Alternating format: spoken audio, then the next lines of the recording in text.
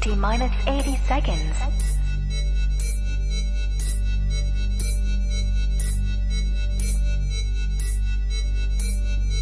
T minus 70 seconds.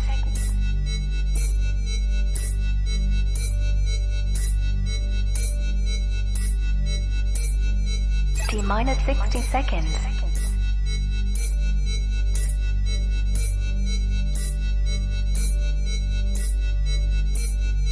T minus 50 seconds.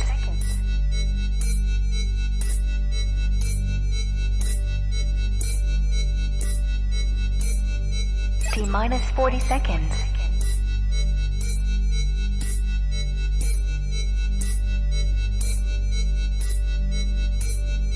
T minus 30 seconds.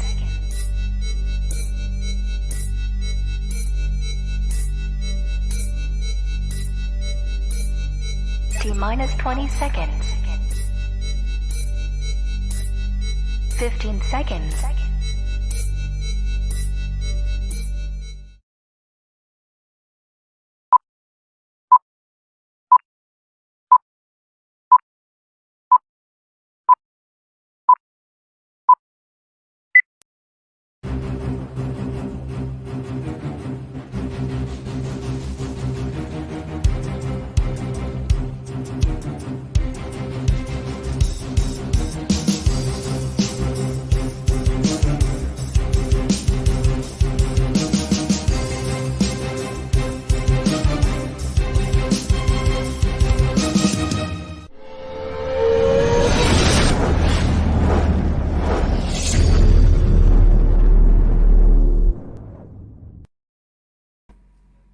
Hello, and welcome to the Outpost Frequencies, brought to you by the Last Movie Outpost.com. I've just seen Matt's screen. All I know is when you hit the button, Phil, and it went down, you know, we could only see ourselves in the window. Immediately, Matt starts taking off his clothes. Yeah. I'm like, what the hell is going on? This is not OnlyFans, dude. Yeah.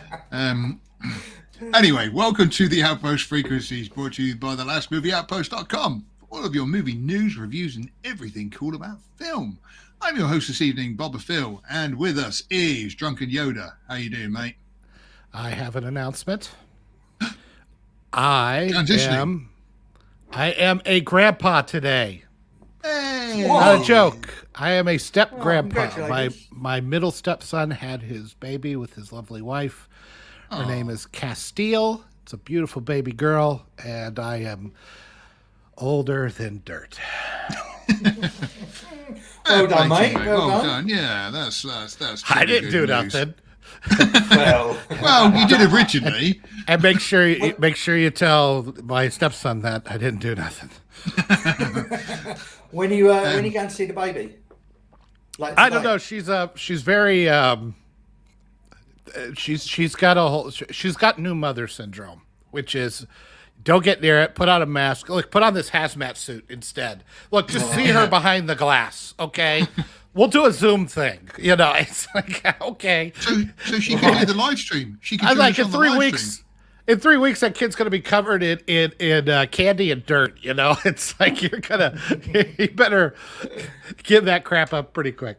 See, this is why I never get ill, because when I was a kid, I used to drink water from the, garden hose. My immune system is great. There's none of this hiding away from bugs and everything else when I was a lad. Give me everything. The garden and hose, huh? Yeah. Okay. Yes. That's The because he garden lives on a hose. pikey site. Hey, chat with that. I don't anymore. And hello, Matt, Elon Musk fan. How are you today? I'm feeling good. Are we Feeling getting very paid good. for that? We better be. No, I'll turn it off in a minute. It's just, as you know, I went back to Twitter after a 5-year hiatus, and it's just been so much fun the last week. And I'm then already yesterday mis- was just brilliant. I'm already misreplying to people and trolling people I shouldn't and having to apologize. See, you lot are just horrible. See, I'm quite nice on Twitter, and I like to talk about movies, and I'm nice to people. Although I You're have got a missing the funny point. story from this week. Yeah, I know, but I'm just not like I did. I put up a tweet the other day about how Scream 6 is flogging a dead horse, and somebody came back to me and basically called me a fat fuck for it. And it was like, what made me laugh was, it was kind of, I've had, like myself and Matt, we've had discussions before about Man of Steel and stuff, but Matt, I have always respected your opinion of it because, because we didn't just end in childish name calling, and this guy, he apparently read my profile and said about me watching 1,000 movies and writing for the Last Movie Outpost. He said I was elitist. He said, you just think you're better than other people. And I was like, well, I am better than you because I just didn't resort to childish name calling. You dick. Yeah. Actually, well, no. See, I didn't. See, I was quite good. Actually, Phil, that was from me, and I honestly have no idea what I was. Yoda too. Yeah, I don't know what I was replying to. It's just kind of my default with you. So I'm not fat. I'm just big boned. But yes, as you can see, I don't care about Scream 6. Yeah.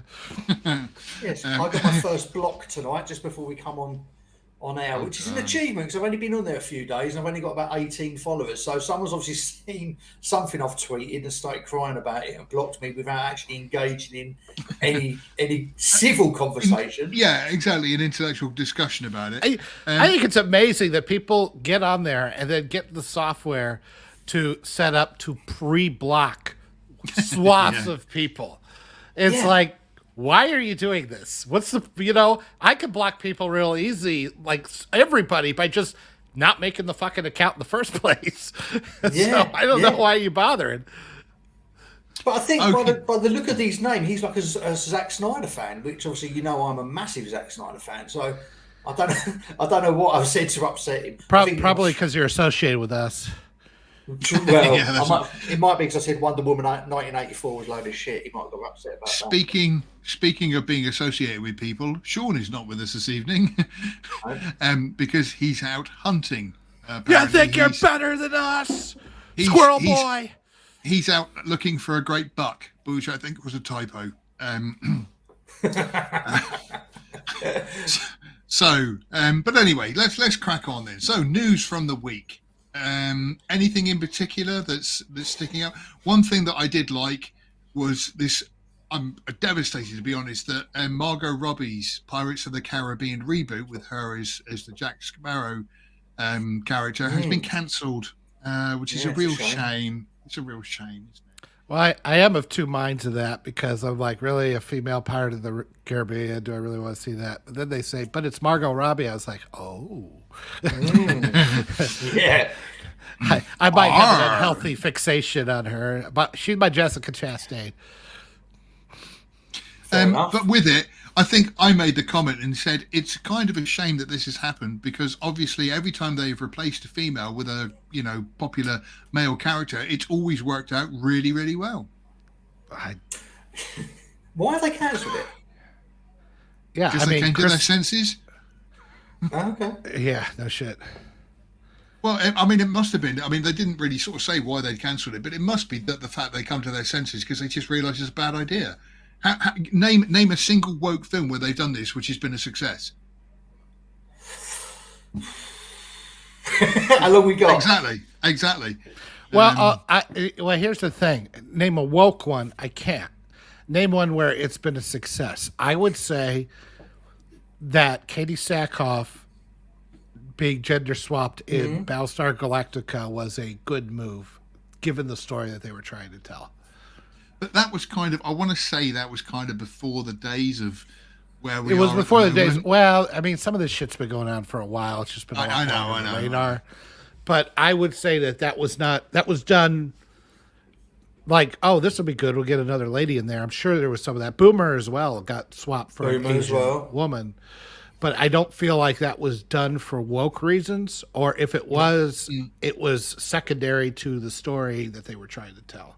And if it's secondary to the story they're trying to tell, then you can happen to do that. Yeah. I mean, then is it really woke, or did it matter? I would say no. It was just perfectly fine.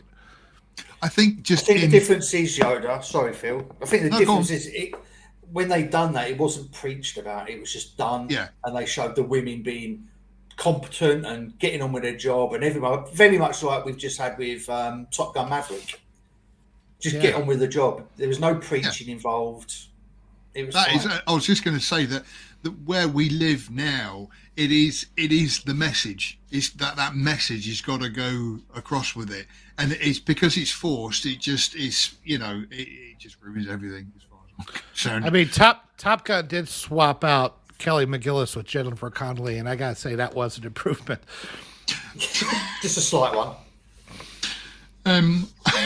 Yeah, I mean, goodness me, if you've seen Kelly McGinnis these days, just what the hell is Tom Cruise drinking? It's got to be the Blooded Virgins or something or other. Adrenochrome. Well, to be fair, I've seen her in like when they don't catch her on the highway in her sweats in the middle of a sneeze, and it's like she's not that bad. She just looks her age. Yeah. And it's not like she looks horrifying when she's dolled up or when she's doing something a little bit more. She looks fine. She just looks her age. Agreed. That's fair enough. Tom Cruise has got probably an upside down pentagram in his house or something. But then you look at Jennifer Xenu brought the spaceship down. But you look at then Jennifer Connelly, who's about the same age, and you think, my goodness me, she is like she's a fine about my wine. age. She's about my age or slightly younger, maybe 51, 52. But I mean, she Which, just don't get me wrong, I mean, 51, 52, she still looks... Paul Bettany, you lucky piece of shit. Yep. Okay, so... aging gracefully, gentlemen. Aging gracefully, unlike Madonna. Oh, grief. Oh, I've just eaten. Let's not talk about her. What? First she gets the... I'm sorry, Phil, but first Madonna gets the bizarre... facial surgery that makes her look like everybody. They just took a hair clip and just pulled it all back and then tied it. And then she films herself drinking out of a dog bowl. I'm like, what? That brain is broken. Yeah. Obviously, when they clipped everything back, they just pulled something out. Oh, do we need this? Chuck it. The other, just like I say, just randomly going through some of the news here. Constantine 2. Apparently, Keanu Reeves is going to be back as Constantine, and he's going to be working with the same director, but this time it's going to be R-rated. Are we excited for this? Make him blonde. Yeah, I liked the first one. I didn't have like the massive fandom that everybody else seemed to have for it. It was kind of, it's all right, but yeah.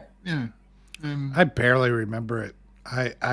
I've gotten more familiar with it over the past since that movie's been out. Oh,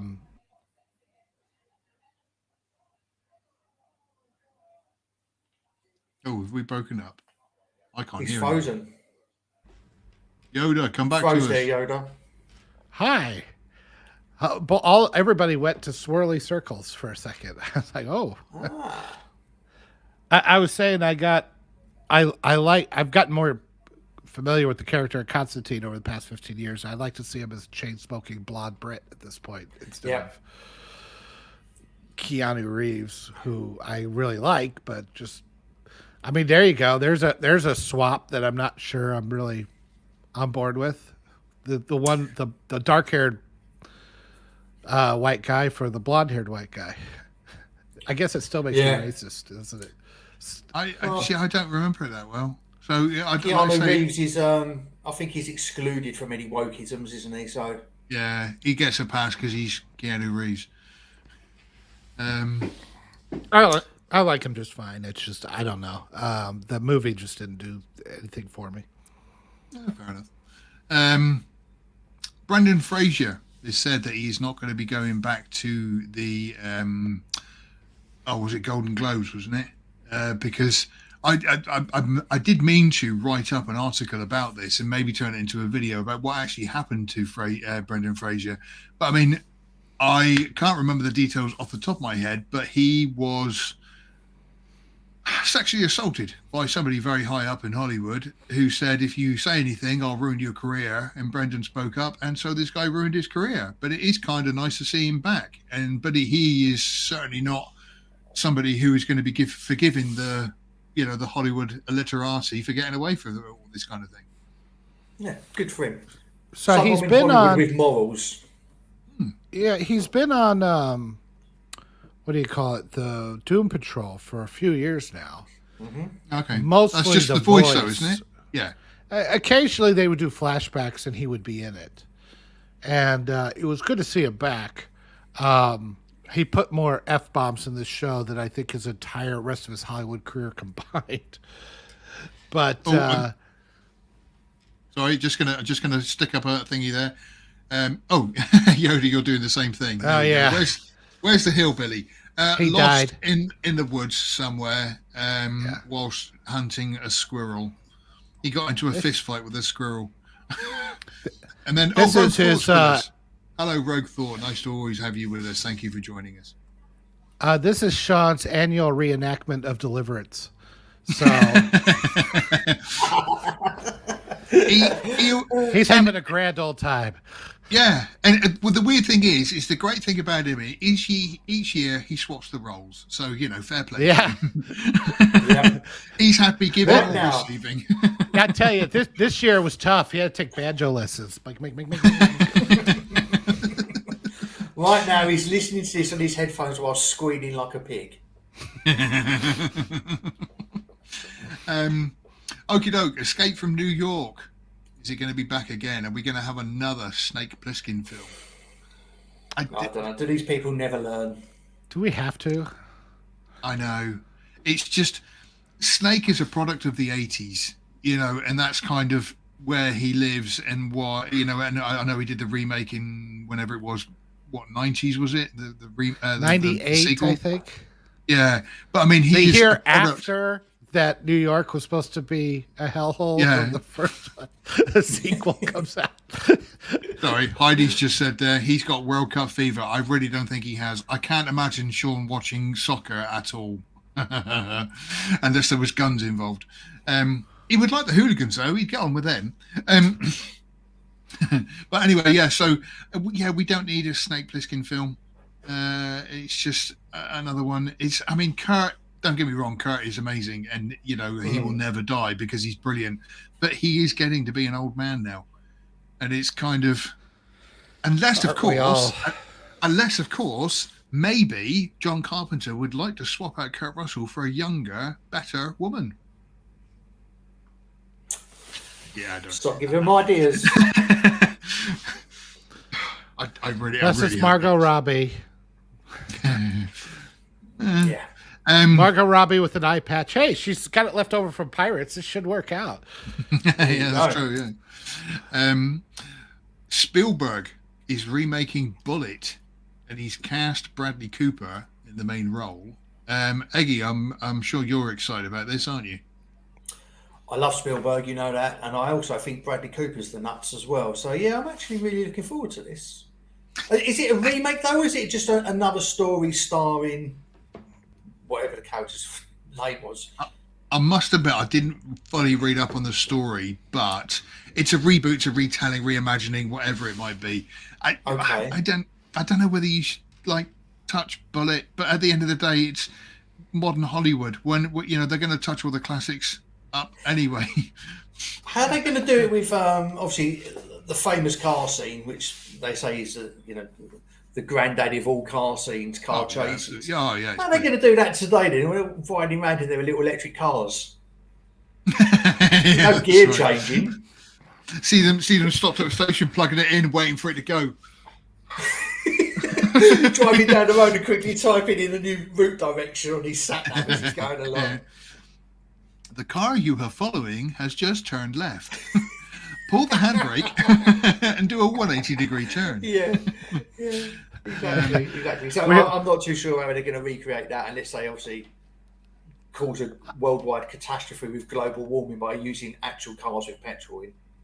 I don't know. I mean, Spielberg, when he's not I don't think he has it anymore for the blockbuster. I think you guys spoke about that last week, in fact. And clearly he felt neutered with Indiana Jones because he wouldn't kill anybody, and it got really cartoony, and the Crystal Skull. Never mind the weirdo story and everything. Just there was a lot of. I mean, Indiana Jones didn't kill anybody, didn't murder anybody. Ready Player One wasn't very good. I think the last good blockbuster he had was probably Minority Report, but even that was more of a thinking man's thing. I still say it's Jurassic Park. If you want to go pure popcorn Yeah. four Yeah. quadrant spectacle, probably Jurassic Park. I think Minority Report though is a damn good movie, and it's still good, but it is more pure sci-fi, and there's going to be a section of the audience that's just not going to get into it the way they got into E.T. or even Close Encounters, Raiders of the Lost Ark, those kinds. So I don't know. I mean, the Spielberg at the height of his powers in the '80s just can't do that anymore. But Bullet it's more of a gritty thriller, and he's done you think of Munich, you think of some of these that he's done. So I don't know, I'm 50-50, I guess, maybe 75-25. I think he could probably, him and Bradley Cooper could probably pull off a pretty good movie out of it. Heidi's just made a comment there. First of all, she said Spielberg and Cooper at Yawn, and then she said Gibby, Kubrick, and John Malkovich. Yeah, there is a mild problem with that. But to be fair, I'm surprised nobody in Hollywood has tried to dig Kubrick up and reanimate his body just so that they could get him to make films. What do you think? That's the kind of thing they would do. What do you think AI was? Yeah, it's true. Yeah, it's very true. And just going through the last bits of the news, the first look of Indiana Jones 5. I mean, we've talked about Indiana Jones 5. If you look on our channel, we've got a video which has got nearly 500 hits, which is great. Wow. This is going to be interesting. I still think the movie's going to be a car crash, but it's just going to be interesting with how it goes on. I think James Mangold has bitten off more than he can chew. I thought I get the impression that he, and I'll still say this, like with J.J. Abrams, took on Disney and think, oh no, I can make the film I want, and Disney have gone, no, you can't. So is Mangold? Is he the one that did Logan? Yeah, and Ford versus Ferrari as well, which was a great film. Mangold's a great director. I really rate him. He is accomplished. Yeah, I do. But I just think he was offered the opportunity to make Indy 5, and it was like, yeah, I'll jump at the chance. But then he's had to take on the might of Kathleen Kennedy and everything else, and I think everything is. I think he's going to be the scapegoat for it. I don't know. It's going to be interesting. Unless they do reshoot the ending. I don't know. I feel like the first three Indiana Jones movies, the supernatural stuff was always a lot more subtle. And I know you say, well, the arc was subtle. It's like, yeah, but it was just at the very end, and it was kind of like it was on this island, and it wasn't like it would change the world. It was always this little nudge at the end, and it got even more subtle as you went on because the Sankara stones just kind of glowed and burned your hand, and then the Holy Grail, I mean, it healed him, and that was about it, except for the weird false Grail, choosing poorly. But I mean, it was all more about the traps and the adventure and everything leading up to it. So I mean, if the whole movie is like he's going to be like a young Indiana Jones, is going to go forward in time to the 1960s or back in time, or so, I don't know, whatever the hell is happening here. I feel like it's just a bridge too far for. Should have ended with Holy Grail. Should have ended with Holy Grail. It should have ended with that scene where it ended, where they're all running off into the sunset. It was the perfect ending of anything. It's oh dear. Heidi's just put up there. I'd like to see Spielberg make one more movie that isn't anti-German. Well, he is Jewish. Got no chance. He is Jewish, growing up in the 50s, so he may have a few things kind of. I'm going to give him a little bit of a pass. A little bit sore, yeah. About that. There you go, Steve. And Rogue thought it's just, but an Indy 5 will be a disaster. I won't even watch the trailer. My love for Raiders couldn't bear to see the woke reimagining. It's going to be one of those things that I've got an illness where I have to watch things even if they are bad. I've got an illness towards this, and so I will watch it. But I'm not expecting much from it. What I'm hoping is the main outcome is Kathleen Kennedy gets fired. As long as that happens, if Indy is an absolute crap show and ruins the character forever, I'm willing to accept that if Kathleen Kennedy gets fired. They need to get rid of Chapek first. nothing's going to happen as long as Chapek is there, because he's too scared of these crazy people. I mean, sorry, I guess Heidi's just put up there. Hey, they started it. That is true. It's like that classic line in 40 Towers where he's going, "Will you stop mentioning the war? Well, you started it." "No, we did." "Yes, you did. You invaded Poland." It depends on who does she mean they. I know. I hope she's talking about the Germans and not the I was going to say. Hey, Jews started it. Wait, what? Next week's guest appearance will be by Kanye West. Yeah.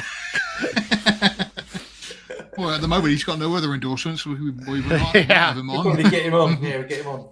He might sing to our depths. I did like Dave Chappelle, just quick, when he did Saturday Night Live. He says, "There's two words you should never put together in a sentence: the and choose."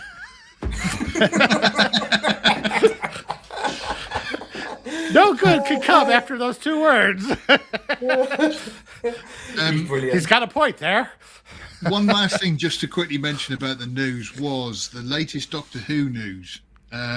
Is basically Doctor Who has now been taken over by, I forget his name now and I can't even bother to look it up, but basically a black gay guy. But the new assistant, well, that's what it is. That's what he's known for. That's what he. Yeah, they've broken him down to that's all he's worth: being black and being gay. That's your sole worth in this world, sir. No, when you think of what they did with Jodie told to you Whittaker, by racist white people. Hey, I identify. No, let's not go there. No. It's nearly. Keep moving, Phil. Keep moving. It's a good job Sean's not here. But yeah, one of these days I'm going to get the test pattern beep. Just intercut it. yeah. But I mean, with it again. But now they've got a new assistant who is basically a hot blonde girl, and is I don't know. Like I say, but I mean, Doctor Who for me died with Jodie Whittaker. When Jodie Whittaker took over, I completely and utterly lost all interest in it, and I haven't watched any of the series with her in, and I have absolutely no inclination to watch this new one either. Well, no. I saw the preview where they brought back what's his name? David Tennant. Oh yeah. I'm like, I have never seen a trailer embody desperation before, but that's clearly it. It's literally David Tennant on the screen going, "Please come back and watch, please." Yeah, please come back and really watch. Was. I was like going, "Wow, these guys are just begging for viewers," and then they're going to pull the rug out from under you in like 3 or 4 episodes, from what I understand. So, yeah, he's only back for 3. So, but isn't it glorious though, watching them, the humiliation that they've had to come to because they've had no option but to bring him back. It's just magnificent. Their experiment has completely failed. Yeah, Failed. Exactly. Love it. Right. So, speaking of Picard season 3, when is that? Is that January, Yoda? I don't know. It's funny, isn't it? I mean, like I say, I think I watched one episode and I was just, no. And I know you guys have been reviewing it and you've been watching it in that sick and twisted way of, having to review it on a video. Self-harm. So salute to you guys. Our problem is that, like, the Doctor Who stuff, I just don't have any real emotional involvement in because it's never something I got into. I have a lot of respect for it, but I know that if I try to get into it, it looks like a time vampire that will never let go. So, because it's got like 45 freaking seasons or whatever it is. Yeah. So I'm just not going to try. But Star Trek, I mean, that's been going on since I was 5. I mean, when I could first watch the reruns, and so to watch them bastardize stuff, and I know you feel the same way, Phil, about Star Wars. And well, no, I was going to say Doctor Who is kind of the same with us because with Doctor Who, for me and Eggy, it was kind of like on a Saturday night at 7:00, you sat down and watched Doctor Who. I mean, it was kind of just part of that culture that we grew up with. Yeah, but just watching them just destroy these things that we love. I like chat mode the other day. It's like just stop messing with the things that we love. Just go do some of your own stuff. Why do you got to mess with our stuff? And it's and I think he's onto something there. I think She-Hulk kind of really brought to the forefront. It's not a matter of trying to take over woke properties. They hate us. They hate these properties that we love, and they want to ruin them. This is scorched earth. I don't know any other word for it. Yeah. Do you think She-Hulk, though, is going to be the straw that broke the camel's back? Do you think that has got to the point where even the most ardent Marvel fan kid is just going to turn around and go, do you know what? This is even too much for me. I'm actually looking at it from, hey, I want to hear your opinion, but my opinion is that while it had been happening for a little while with Ghostbusters 2016 and a couple of other things, I think the thing that really lit the fire was The Last Jedi. And I think the thing that broke the camel's back was Top Gun Maverick, but in the other direction. This is not woke, and everybody loves it. It made $1 bajillion. Yeah. It was, like you say, literally everything that's been going woke has been going broke, and they're just not making money out of it. And then they just make a movie, which is just a movie, and didn't do any of the woke stuff in it. They just had Tom Cruise in planes, everything else. Everybody loved it. It made $1 billion. And it was just like somebody somewhere just sort of went, oh, hang on a minute. And minimum amount of CGI as well. All going back to practical effects. Yeah, that's true. So yeah. I don't. I mean, talking to Marvel. I mean, just talking about them potentially going too far with it all. I've just seen that the second week of Black Panthers, the box office has dropped by 68% in its second week. It's not as bad as I thought it would be. 68. 68 is fairly common for a lot of big blockbusters.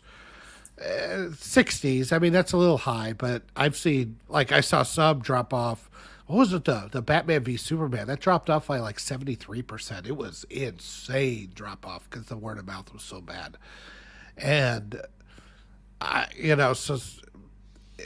what was really crazy is Top Gun didn't drop off by, I think it dropped off by 40% or 30. It was a tiny number. Mm. That was crazy because they usually, everybody goes sees it the first weekend. Nobody goes to repeat see it. Nobody goes see it again, or the word of mouth. And this was a combination of word of mouth and repeat viewing. I mean, I went and saw it twice. So IMAX. So they made a movie which was just about the story and a load of action, and it did well. Well, this is most unusual.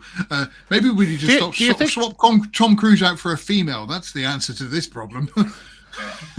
I told you to stop giving them ideas. Yeah, no shit. Do you guys think that Hollywoods will get the right message from Maverick, or will they get the message that, clearly nostalgia still works? Oh yeah, that's a good point. I think the stupid ones will think that Maverick only done well because of nostalgia. The smart ones will realise that it was a little bit of nostalgia, obviously, but it was the whole non-woke bullshit. But unfortunately, I think those people will be the minority. I think we're going to end up with these godforsaken CGI slugfests for the next 5 years at least before the penny finally drops. Firstly, the comment here from Heidi is Michelle Obama made a movie. We don't care. She-Hulk. And their Rogue Thoughts just they wear an IP like a skin suit and push their agenda, destroy it, and move on. That's exactly what it is. Yeah. They literally pull the skin. That's why I said earlier, made the joke about Kubrick. That's exactly what I imagined. That somebody somewhere wants to dig up Kubrick's body so they can just reanimate his bones and try and make movies again. I mean, there's a part of me that says I don't want to see it destroyed. There was, with Star Trek, even in the 80s, all you had was the original series and a movie that was coming out every 3 years, 2 to 3 years. But there were piles of novels and piles of stories that were going on. And then once the next gen came out through the 90s, and all those new series, people were still creating all kinds of novels and comic book stories. I mean, there was no end of stories that you could do in the Star Trek universe. And so destroying it, it's like, it's being destroyed absolutely by these talentless hacks and with their nonsense agenda. But I would really like to see it continue. I'd like to see a new cast, and a new ship, and a new crew, and don't do Kirk and Spock. Do something else. You did it before. But you'd kind of like it from the fact of somebody like you making it. And like you said, just not these people that are making these agendas and everything else. Somebody actually who loves the property and just wants to carry on making that great property. Well, I mean, Nicholas Meyer didn't know anything about the property. He made the best Star Trek movie. And he made Undiscovered Country to follow it up, so it wasn't a fluke. So the guy, he didn't really care that much about Star Trek, but he sat his ass down and he watched every single episode before he took on the movie and tried to get an understanding. He respected the property. And I don't know that loving the property is necessarily a prerequisite, but certainly a respect of the audience and the property is, and an understanding of it. The love, I think, is a cherry on top. But I mean, I've seen fan films made by people who love the property, and that's why they make the fan films. The fan films are piss poor garbage. So it's not enough. Yeah. You have to have the talent and the understanding of storytelling and the willingness to maybe put the characters through something that, you know, I mean, killing off Spock in 1982 was a big friggin' deal. And we kind of accept it now, but it was, I mean, people were mad. But the truth is, that was the best Star Trek movie. Yep. It's like I say, you're right in what you say. We are going to move on because we talked about the news. It's boring now. Go ahead. I want to talk more Star Trek. No, hang on, I'll mute him. Okie doke. So one thing we do want to talk about is a Black Adam review, because both myself and Yoda have seen this, and both Eggy have seen this. Now, we spoke on. We've got a team chat that we talk on and everything else. I found it quite entertaining. I have issues with it, which I will bring up, but it was entertainment. Yoda felt the same. Matt, the DC fan, the Superman fan, you were not a fan, were you? Matt loves Man of Steel, thinks it's the most amazing movie ever. So please keep this in mind. I was trying to avoid for the that. viewers. There we go. Look, there's my Supermans. That's just some of them. The other one's upstairs in his bed. There's a cuddle pillow. It's inflatable. Yeah. But no, go on. Yeah, you didn't rate Black Adam, did you? I when I first saw the trailers, I was like, it looks better than I thought. I don't particularly like The Rock. I think The Rock is just always The Rock. Yeah. But I thought I'd give it a go, and I was sitting there and I was like, do you know what? It's available for streaming in certain places. I'll give it a watch. The first couple of minutes, you know, when Black Adam first appeared and he was killing all those people, and he was moving like Faora from Man of Steel with that stuttered that your eyes can't keep up with. I was thinking, actually, this has got real potential. And then I don't know what happened. It just went really downhill as soon as Hawkman was introduced, and their silly aeroplane, and the boy who befriended Black Adam in the bedroom, and I was just like, this is just getting worse and worse. Be careful how you're phrasing. That's Phrasing. really bad. Yeah, well, there you go. I think you might have downloaded the wrong version there, mate. I think I found the problem there, Matt. Did it have an XXX after the end of it? Because that's not the right No, one. it didn't. It had produced by Epstein Film Studios at the beginning, so that should have been the clue. It was called Black Stab Them.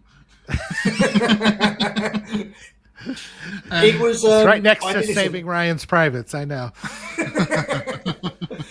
I very rarely turn a film off halfway through. I normally give it time to redeem itself, but I knew this wasn't getting anywhere. And the final straw for me was when the armed military or mercenaries, whoever they were, I don't care, with their rifles and guns and night vision goggles, couldn't find this boy who was hiding in a cupboard. And then he managed to escape them all by sliding down a washing line using his skateboard. And I just went, nope, I'm out. I'm done. And I switched it off. And this was, I think, was it Saturday night or Friday night? I can't remember what it was, but I just thought, you know I don't what? know. I mean, I kind of embraced the cheesiness because it was embracing It's some The of the Rock. cheesiness. I was going to say it's The Rock as well. It's not like he takes Yeah, himself I that mean, seriously. this was trying to do nothing more than be just reasonably entertaining. I agree. I mean, I can't sit here and say this is some sort of 5-star movie or anything. I'm not No. trying to defend it like it was Man of Steel, but it was. I just thought it was fine. It's like it tried to have a big superhero punch out. It could have done things a little bit better. I thought The Rock was pretty true to the character. Do you know much about the Black Adam character, Yeah, Matt? a fair bit. Yeah. Yeah, he's all right. Because Yeah, I thought he did a pretty good job of being that character, at least as I understand it. I like some of the little moments where he was trying to say the catchphrase and he just kept effing it up, and right. things like I didn't that. get that far. It just was just trying to be a like I said, if this had come out in the 90s, everybody would have loved it. Or Sorry. even a Phase 1 Marvel movie, it might have been okay. But Just to say here that Heidi said you said Black Panther, no, and then she said Black Adam. Yo, Black got Adam. me slow. We're talking about Black Adam. Black Adam. Did I say there Black are Panther? a lot of. It is probably. I don't know. I wasn't really paying attention while you were talking. Yeah, we fade in and out even when we're talking. Yeah, you even listen to yourself when you talk. Drift in and out. Yeah. No, sorry. Carry on. So yeah. I was just saying that there are problems with the movie. There's no doubt. It's got issues. I think the JSA, only half of them were worthwhile being in there. And there are some overly silly moments, and then the ending is just two invulnerable guys beating the crap out of each other for a while, and it's not Right. Who was fighting at the end then? the Doctor. Well, you had Black Adam fighting Sabak. Dr. Fate. And Dr. Right. Fate was in there, but he did make a bunch of Dr. Fates to attack him. And it's like, that might have been cool if we hadn't already seen Doctor Strange do that better in Infinity War. Yeah. So, I mean,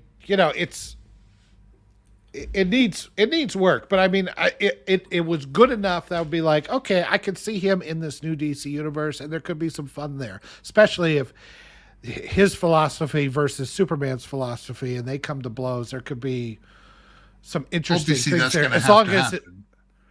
Well, yeah, I just hope it doesn't end up like him and Zod, where they just destroy an entire city for no reason. Like, I want to see, of course there'll be some physical action in it, but more of the philosophical stuff. I think there could be, because the thing I really liked about it is like they kept going, heroes don't kill. Heroes don't kill. It's like, I live in a war-torn, occupied country here. These people got guns. This is war. I'm going to kill. Yeah. This is not, America with all the laws and your beautiful little culture or society where everybody kind of understands the rules. Even if people break them, you still run them through due process. We're not at that place. If I may interject, my take on it was, and I'm going to call up Heidi's comment here, where she said, I don't know any of these characters. And this is one of the main issues that I actually had with the movie, was the actual setup of Black Adam. They kind of explained the history of where he comes from and everything else and blah, blah, blah. This was all good, and it introduced him. But then as soon as, like, Hawkman, who I had to look up what his name was, Atom Smasher, was it Cyclone, the woman? The so black girl? she's so that is a very weird piece of casting change. So see, here's the problem, and I grant to everybody, I'm fairly steeped in DC history to the point that I know the JSA and I know who Ma Hunkel is. Ma Hunkel was the first Red Tornado, who was basically an old lady who put on some pajamas and a cape and a big soup pot over her head and whacked guys with a wooden spoon. It was the most bizarre 1930s, 1940s type of comedy that you could ever see, right? Is this the best superhero you can come up with?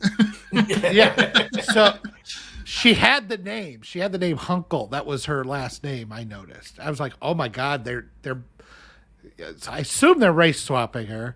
They're definitely age swapping her, and they're giving her actual powers to be kind of like the Red Tornado. Nobody would know that except for a geek like me. I mean, that's like that's unreasonable to expect that anybody would have any emotional investment in any of these characters. If you that's I was going to say that's the point I was coming down to was, like I say, there was Hawkman, there was this Cyclone, there was this, and Dr. Fate, and all of them, and I was looking at Hawkman and going, right, so he's the Falcon of the DC world, but then he's actually got powers because I mean. Not Hawkeye, but Sam is not enhanced in what do you call it in the any of the Marvel movies. He's just obviously got his wings. But Hawkman actually went toe to toe with Black Adam at one point. So I thought, right, okay, so he is enhanced. And like I say, with Atom Smasher, I was thinking, oh, Atom Smasher, that sounds quite good. What's he all about? He goes big. Oh, right. So nothing about smashing atoms then. And like I say, I was just kind of. Oh, there we go. This is the red. This tornado. Is the Red Tornado. This is Ma Hunkle. That was a thing, guys. Those legs. You say about race swapping. Those legs look like the legs of the black woman who used to own Tom in Tom and Jerry cartoons. It might be. I don't know. Thomas. Yeah. Would you like some mashed potatoes? The new cat out mouse. Yeah. See, that's her. Black. She had a white kid and a black kid with her, with the little bows and everything. I mean, it's kind of racist, but I mean, I don't know. She was 5'10", 230 pounds, a middle-aged woman. I'm just in the mood to give you some trouble. I mean, it's just one of those really esoteric characters.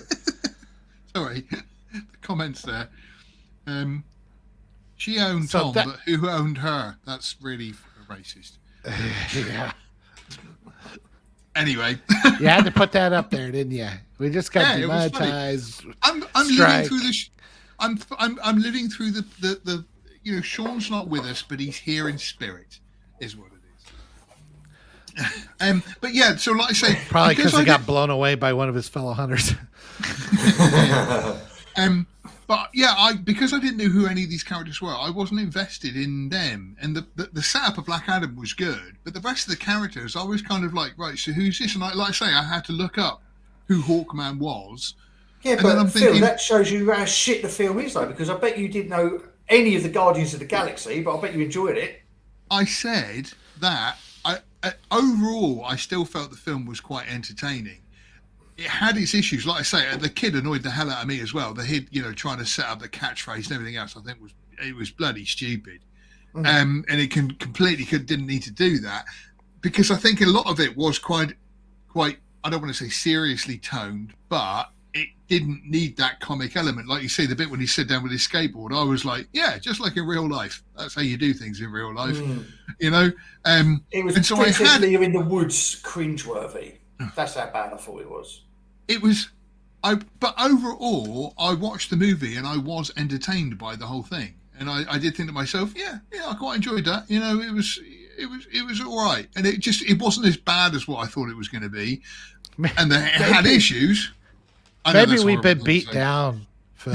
Maybe you and I have been so beat down by Ghostbusters 2016 and Last Jedi that when you get something that isn't really that woke and is at least trying, you're like, it's like water in a desert. Oh my God. Yeah.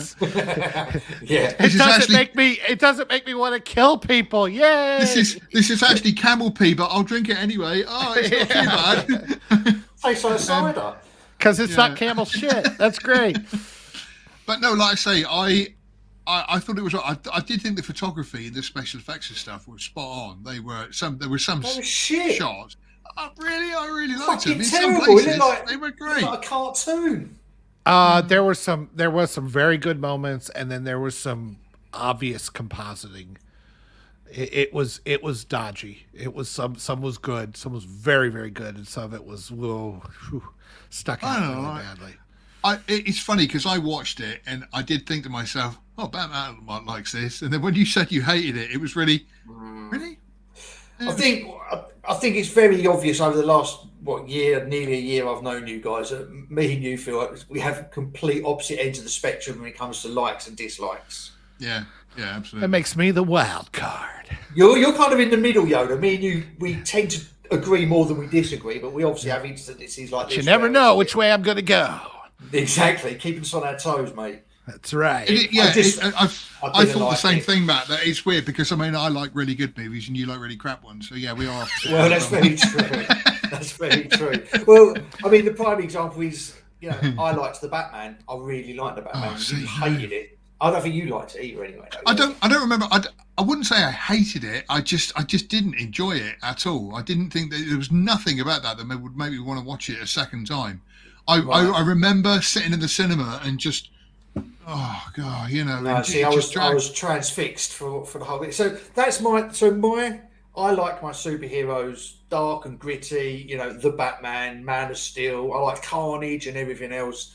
I don't like all these shiny cartoons, which I know is ridiculous because they come from comic books and they're meant to be entertaining. But I prefer my, what would you call them, graphic novel take on superheroes as opposed to comic book take on superheroes. And I after I turned off Black Adam, which I could probably count on one hand the amount of times I've turned a film off halfway through, not giving it the whole time to redeem itself, I felt massively disheartened because, as you know, I'm buzzing off my nut about Henry Cavill coming back to Superman, and I just thought if this is the standard, or if this is now the gold standard that they're going to base everything off, then the golden next 10 years of DC that I've been hoping for are. Oh no, I'm laughing, and that's horrible. But I understand where you're coming from and what you're saying. That, like I say, I was excited when they were going to plan in a whole new Star Wars, and I can't stand Andor. And so here we are, You see, I really like Andor. Yeah, I'm still in the middle on Andor. There we go. What did you think, Matt? Did you like the Christopher Reeve Supermans, or at least the first two? Yeah. Oh, yeah. Well, to be fair, because those are bright and optimistic.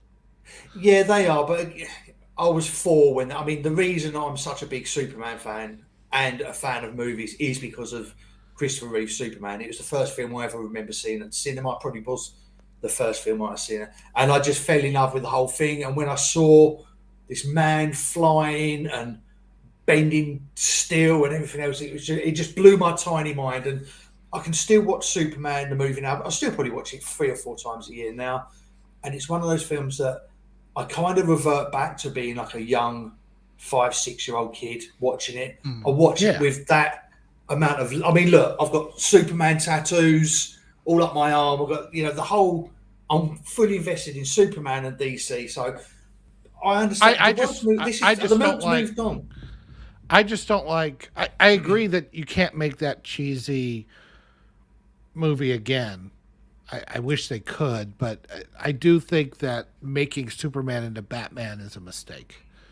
I don't like him that gritty and dark. That's my problem with Man of Steel more than, I have several problems, but that's one of my biggest problems is he should be smiling and he should be affable and optimistic and hopeful. That's what makes it interesting to team him up with Batman because of their diametrically opposed views on trying to get to the same place. The only thing they have in common is they both won't kill. And but other than that, they are very. Batman feels like Superman's naive, and I think that's interesting to me. So when you make Superman dark like they did in Man of Steel, I just feel like that takes it out of him. Now I agree kind of with both of you on the Batman. I think the Batman was fantastic for the first 2.5 hours. It was almost like the Long Halloween put to film or something. It was that last half hour that was so bad that it pretty much wrecked the rest of the movie for me. Okay. I agree. The Batman could have been trimmed. See, I'm nuanced. The last half hour of Batman didn't offend me. But the reason I like the Man of Steel is because I think we live in such a cynical, miserable fucking society these days that, if you do have these abilities and you've grown up having to purposely distance yourself from people, not to get them too close to you, hide your true self from everyone, that you are going to, in this society, you are going to grow up to be miserable. And I think that's what with Man of Steel was. He finally had the opportunity to release his anger and frustration from the last 33 years, which is how old he's meant to be in the film. And don't forget, he'd only been Superman for about a week. So he wasn't quite fully aware of the extent of his powers and the consequences. And that was the whole story arc for me, leading from Man of Steel, Batman v Superman, and then ultimately Justice League. So I know a lot of people, they say to me, how can you like Man of Steel if you like Superman? But it was a Superman of their ages. It's a time of the cynical times we live in today. There is no hope and optimism. Well, here's the thing. There's no doubt that the 70s were a cynical time. True. You had Watergate, you had Vietnam. I mean, it was a cynical time. And yet the two most popular movies to come out of that, when we were deeply mired in the Cold War, I mean, they invaded Afghanistan, Czechoslovakia. I mean, inflation, all the stuff that's happening now. So then you get Star Wars and Superman, which are two of the most brightest, optimistic movies to come out, and they are incredible smash hits. And I'll throw it back at you, like even now, Top Gun Maverick, an incredibly optimistic, bright, fun movie. Not syrupy or anything, but certainly optimistic, adventurous, bright, and fun, and a good message. People clamor for this kind of stuff. I don't buy this whole idea that, it's like, well, it's a sign of our times. It's like, no, I think that when the times are so bad, that's when people are looking for this more bright, cheerful stuff the most. But you have to remember, back in the 70s, Yoda, we wasn't exposed to the sort of 24-hour, 7-day-a-week content that we're exposed to now. So a lot of people were more in the dark about what was going on. So you still had that. You still had that feeling of optimism and brightness about the world. We wasn't exposed to the levels of filth and depravity that we've got covering all governments that we have now. And I think the press, I don't know. I don't know if that's true, because the press, we only had like 3 channels back then, and everybody was covering Watergate. I mean, even kids knew what Watergate was, right? Whereas today we're so balkanized. I mean, half of the people don't know what the hell is going on, even though we have all the information at our fingertips. They actually do not know what's going on because there's too much information, or they've just checked out and gone to Netflix, or, nobody's, everybody knew all these shows because there was so little content to pick from. So the entire nation was more on the same page and more in the know about the issues of the day than they are now. I would submit. I don't think that's, I think that the overload of content and information is what's caused the problem, where people don't know what's going on. Some of us do, but a lot of people are completely in the dark. That's why we're so in talking about national divorce and things like that, because we got one group of people that's in reality, another group of people that's in a weird cult, and that wasn't the way it was back then. Everybody kind of at least agreed on the facts. So I really believe, like, when things are down, that's when people look for happier stuff. I mean, you look at the middle of the Depression, or very end of the Depression, World War II is coming on. What's the biggest movie in the 1930s? The Wizard of Oz. Mm-hmm. Feel good movie. Which is an excellent segue into Phil's had enough. Phil's had enough of this, Yoda. I switched off ages ago. I've been playing in solitaire. But we'll do our own live stream, Yoda. Understood. But speaking of, one of the news items that came up this week is that Quentin Tarantino said, I'm going to turn that off.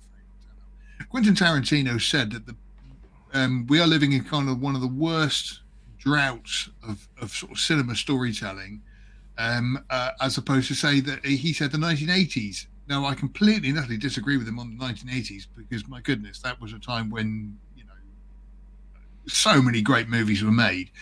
I completely agree with him on today's movies, because it is so difficult trying to find anything decent to watch these days. It's really hard work. But he was saying about, we were going to talk about what decades of movies are good. And, the 80s.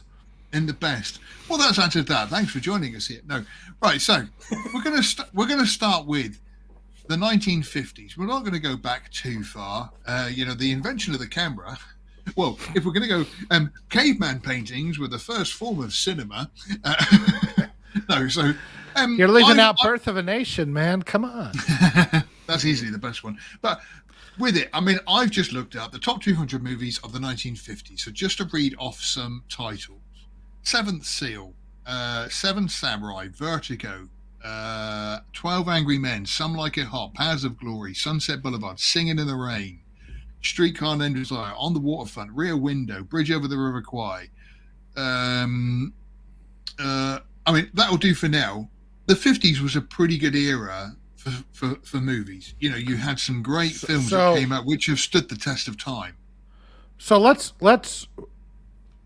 I get what you're trying to do. I mean, we could go through a list here, and I think we've kind of done that. I know you put that up, and I hadn't really had a chance to talk to you about it before the show started. But I think the question is what he said was the worst era of movies. I'm like, okay, well, what is it that makes it worse or better? Why is an era good or bad?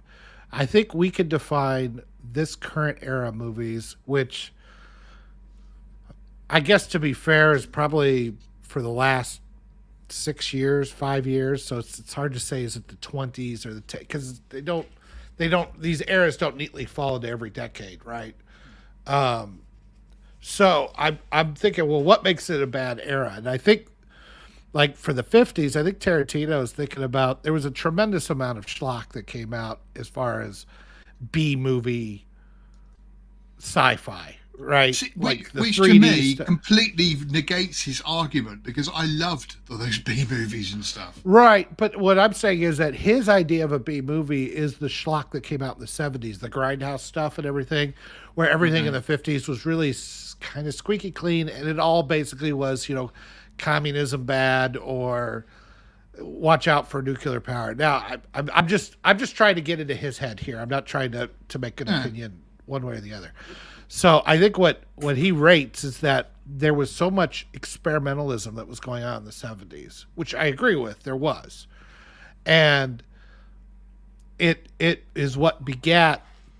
Because I mean, really, we say the 80s, but when did the 80s, as far as the movie era, begin?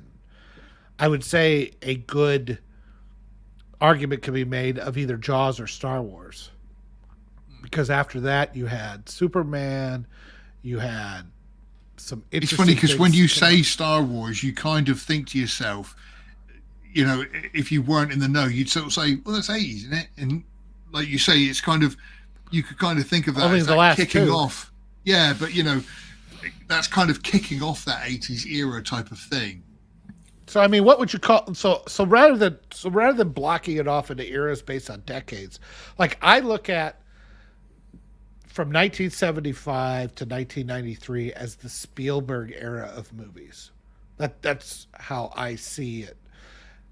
But before 75, from probably the late 60s, not a very long time period, but you had a real gritty experimental time. That may have kicked off with Stanley Kubrick's Dr. Strangelove, and they started doing, you know, things like Easy Rider. They did The Godfathers. There was a lot of gritty.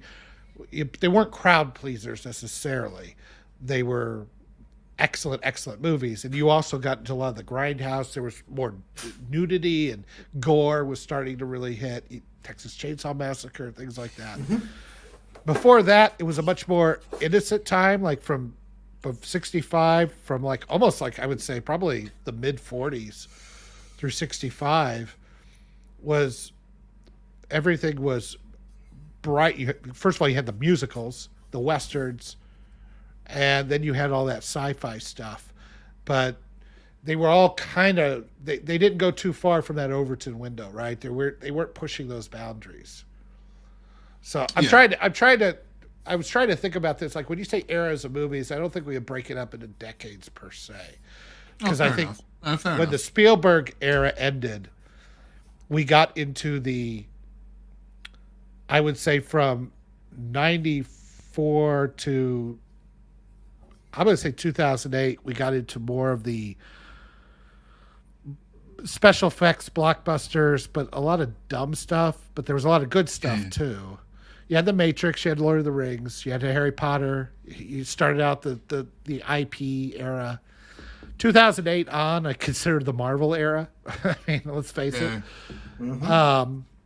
That's when we started doing shared universes and all kinds of weird stuff. So I don't know. I mean, that's kind of how I'm breaking it up in my brain. Just to put up one of the comments there, Rogue Thought has said the only memories this era is creating is one of disappointment and cringe.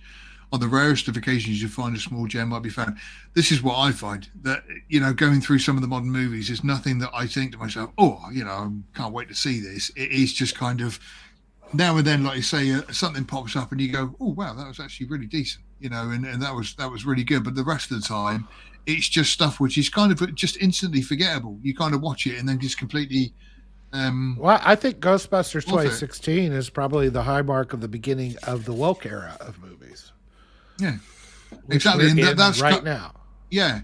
And it's funny because earlier we were talking about that. And I mean, you know, will this bubble burst? And I keep thinking, I wonder if Indy 5 will be the one that, you know, pops the bubble. That, you know, that it's kind of, that, you know, they've changed, they've gender swapped all of these characters. And it's kind of like, if you do Indiana Jones, that's it, man. You know, we are, you know, the fans are just going to go crazy. And it's oh yeah, I mean, you know, it's Indiana Jones. Well, after they've destroyed Star Wars, they've destroyed Star Trek. That's what I'm saying. Do you think Indiana Jones is going to be the one that makes everyone go? Because the thing is as I've said before, like with The Last Jedi, there are people out there who think The Last Jedi is the greatest Star Wars film of them all, and so it's fucking idiots. They don't even count. But what I'm saying is though, it split the fans, but it didn't. I think if they gender swap Indiana Jones, there is not a single person on the planet who's going to go, I'm on board with this. You know, and it's going to be the film that is just going to absolutely snap it back. Well, I mean, when they say gender swap it, I mean, if she's a different character and it just puts on the hat, it's not exactly the same thing. It's like, you know what I mean, though. You know what I'm saying. But I'm trying to. Yeah, I agree. But your average popcorn stuffer isn't going to see it that way. And I'm just saying, I don't think the average popcorn stuffers are going to be like. I mean, if they weren't that messed up over how Luke Skywalker was done dirty, and I mean, how many? Even growing up, I could say, well, what's your favorite Star Wars film? And your average moviegoer who really wasn't into Star Wars just kind of liked the movie and say, I like the one with the Ewoks. You go, okay. You know, I mean, that's always been that way. Yeah. I know. Okay. But I'm just saying that I don't know that this is going to be like the one that gets everybody to gather up their pitchforks and torches. No, but I mean, something's got to do it. And it's just. Well, can I just mention, Rogue Thoughts just said he thought destroying Luke would have done it. But the reason it didn't do it is because they teased us with Mandalorian and then they gave us Luke back. So we all went, oh, that's true. Yeah, that's true. We're all better now. We're all better. And then they throw Boba Fett at us. And, you know, so. Well, I don't think anything's going to change all the time. You've got the people like Kathleen Kennedy in control. Nothing's going to change. They're going to fuck Indiana Jones over. We're all going to get the up. We're never going to watch again. But unfortunately, all the silly idiots that haven't grown up with Indiana Jones are going to go, oh, yeah, that was really good. Let's go to Indiana Jones 6. That's the problem. You've still got people out there who are going to just go against it to go against the grain. Well, yeah. Like Heidi says, I'm 25 and Indiana Jones and Star Wars mean nothing to me. I mean, some of this is generational, right? So it's not. You're dead to me, Heidi. Some of this. What kind of an upbringing has Heidi had? Yeah. I'm just stuck on 25, huh? How do? And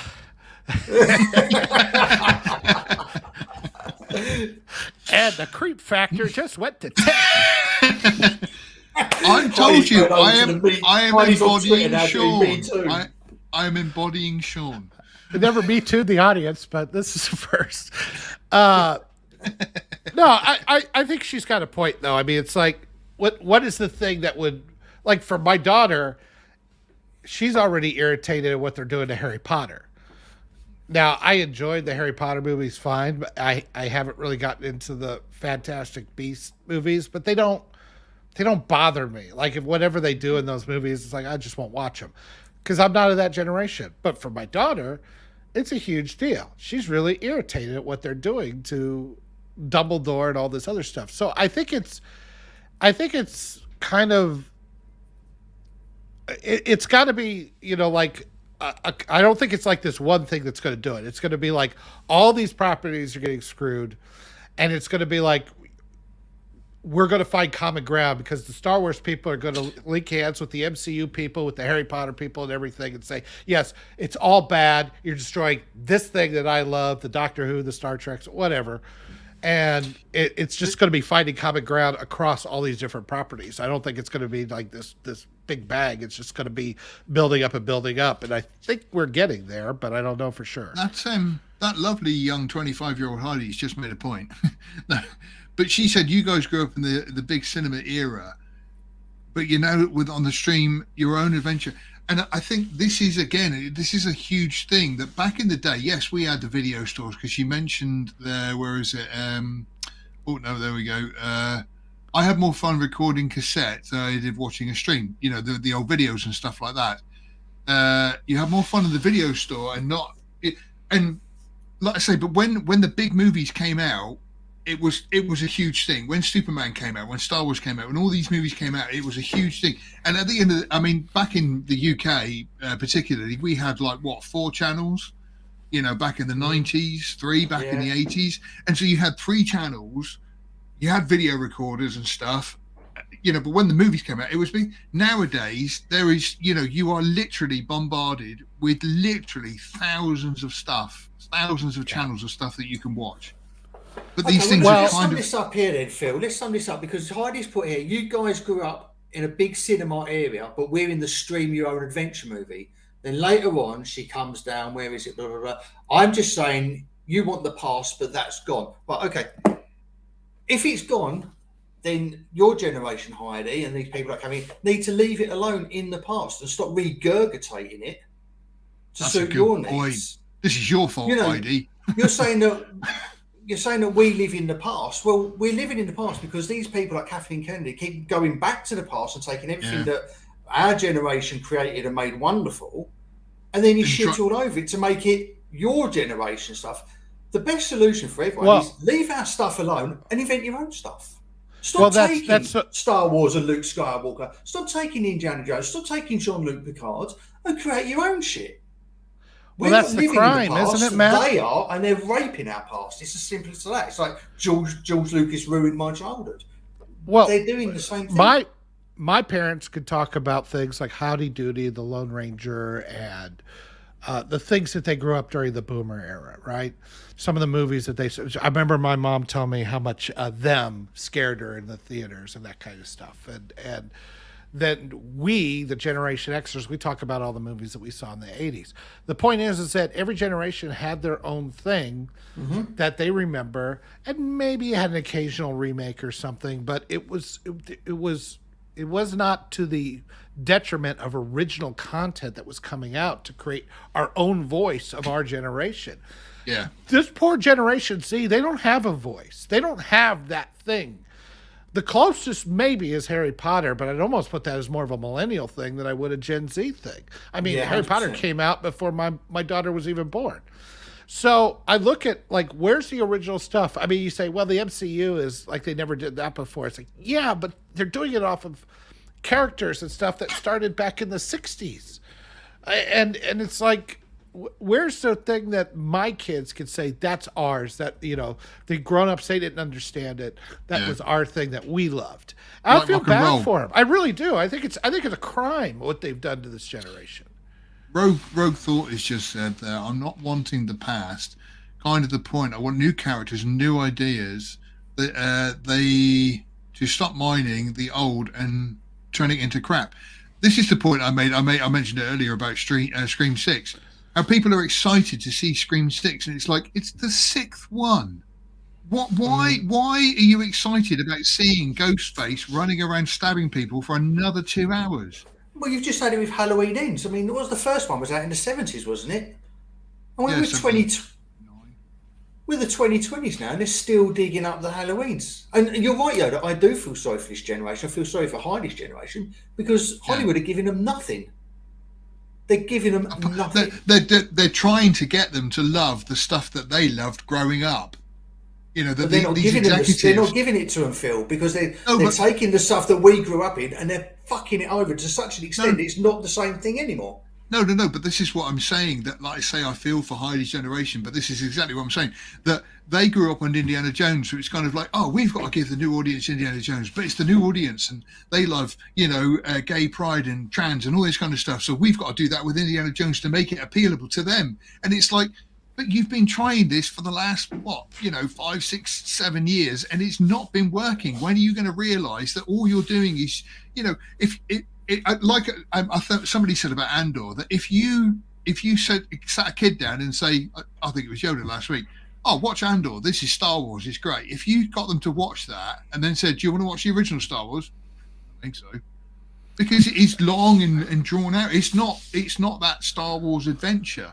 And so they're taking these items and thinking, well, I used to love that, let's do it for a modern audience, and it's just turning it to absolute crap. Just leave our stuff alone and invent your own stuff. Leave us alone. And don't get me wrong. I mean, it's not like I don't enjoy discovering stuff that was well before my time. I've gone through recently old musicals, which I find to be, for one, they're sincere, they're enjoyable, and they're great. And I'm like going, you know what? I not as far as you know. But I'm sure. I mean, or like when I found 12 Angry Men. I mean, I was just blown away by that movie. That was many years ago. Mr. Smith Goes to Washington. These are well before my time, but I really enjoy them. So I'm not saying that. Sorry, I was just going to say Heidi's just said that. I just watch old movies. I saw Ghostbusters for the first time last weekend. It was great. And again, the original Ghostbusters is amazing. I watched it again the other day, and just I'd forgotten how funny it is and how many times I laughed, and just it was fantastic. But then you've got kids who are growing up who were born in, say, 2000. They're 16 when Ghostbusters 2016 came out, and thinking that's Ghostbusters, and it's like, it's really not. It's really not. It's another bastardized thing that they've done by taking this product and ruining it because they tried to make it for the modern audience. No, but my point is that I have a foundation of movies that I grew up on that are mine, like my generation's movies that hit me and are my foundational baseline that gave me a love of movies. And that's what got me to start out and looking for things older and newer to try to find, what else is out there? What do different people have to say? And this generation, they don't have that. They have a bunch of people that the only thing they have to say is, we hate the people that love the stuff that came before. That's the message. That's it. That's the only message. It's not a message that's inspiring. It's a message that just brings them down, and it's no wonder they're screaming and hollering on Twitter and freaking out and cutting things off themselves because they're just lost. And why wouldn't they be? But you don't think this is a very similar... Welcome to Rant This is a Corner. similar situation to the one you had in the 90s, though, because, I mean, Fight Club sums it up perfectly, where, we're not... But it's still special. A movie of that we're not generation. A unique snowflake. Huh? It's still an original movie of that generation, though. Silence of the Lambs. The messaging is the same as what you're saying now. It is. It is the message. We are the same organic, decomposing crap of the world, or whatever it was. And it was that realization where we were born in the, us three in particular, were born in the 70s, raised in the 80s. We had this golden era of, Spielberg movies and everything else. We become young adults in the 90s, and we realized that actually the world is a bit of a shitty place. It's not E.T., it's not Indiana Jones, it's not Star Wars. It is more like, I know Matrix was 99, but it is more like Matrix, Seven, Silence of the Lambs, Fight Club, and I think we've probably got that on the whole premise. That's why our generation will never get rid of its toys. There's a whole generation of people realizing that we aren't special, and that the world is going to kick you in the bollocks, and there's not much you can do about it. And I think we've got the same situation now with this generation, but the only difference is their generation is rather than sprinkled with a dose of reality that we ended up having, theirs is sprinkled with glitter. And it's like, look at this. Look at latest Marvel show out. Look at the latest Star Wars movie out. Look at this streaming device you can have. Look at these gadgets. And therefore, their reality, it still hasn't dawned on them what real life is actually like at the moment. But haven't movies always done that? Haven't movies always kind of just, been that? Not to the extent we've got now, though, Phil. This goes back to my saying about Superman 70s and Man of Steel. We're more aware of the stuff that's going on with us. We're constantly bombarded, 24/7. Information, news, trailers of trailers. It's just constant fucking reaction videos of trailers. Funny enough, there you go. Like, Heidi's just said that, yeah, boys, but we're in the series here. And again, that's something else which is sort of taken into account. I'm going to go back to Andor, but this is the problem that I've had with Andor is as a series of 10, knocking on 11 hours of however long it has been, it's too long and it's too boring and I'm not vested and I don't care. And maybe that's just, I have been finding lately that I gave up on Game of Thrones and I gave up on, what was the other one? House of Dragon. House of Dragon and Lord of the Rings, because they're just too long. They're too boring. I don't care. Whereas back in the day, that kind of wasn't the thing. You had series which were maybe like sitcoms, and I know in America sitcoms ran a lot longer than they did sort of like, with the British stuff over here. But, the movie was kind of like it was a 90-minute, 2-hour movie, and then that was kind of it. And that was it. That was your attention span. Whereas now they keep saying, right, what we want you to enjoy is an 8-episode, hour-long, an 8-hour-long thingy, and we want you to enjoy that. And I have been finding a problem that I just can't get into them because it's just, I lose interest. It's because not enough is happening. I need my short fix. Well, one of the stories, one of the stories we had this week was about the IMAX chief, talking about how theaters are still big. So to kind of tie all this together, so what you're saying, Matt, is that we found out that life was kind of crap. I was like, yeah, but the stuff we watched, I don't feel like it was empty. Like there was stuff that the way stories were meant to show us struggle and overcoming things. There was inspiration there, and you need inspiration to get through the shit of life. Whereas I agree with you today, the content today is empty. And so it's not doing anything to prepare young minds, because humans really pass down wisdom and things more through storytelling than anything else.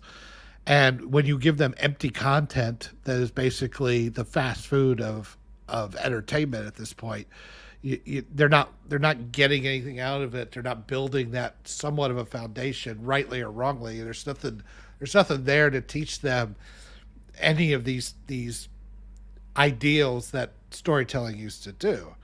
So I think that's a bit of a problem. And then says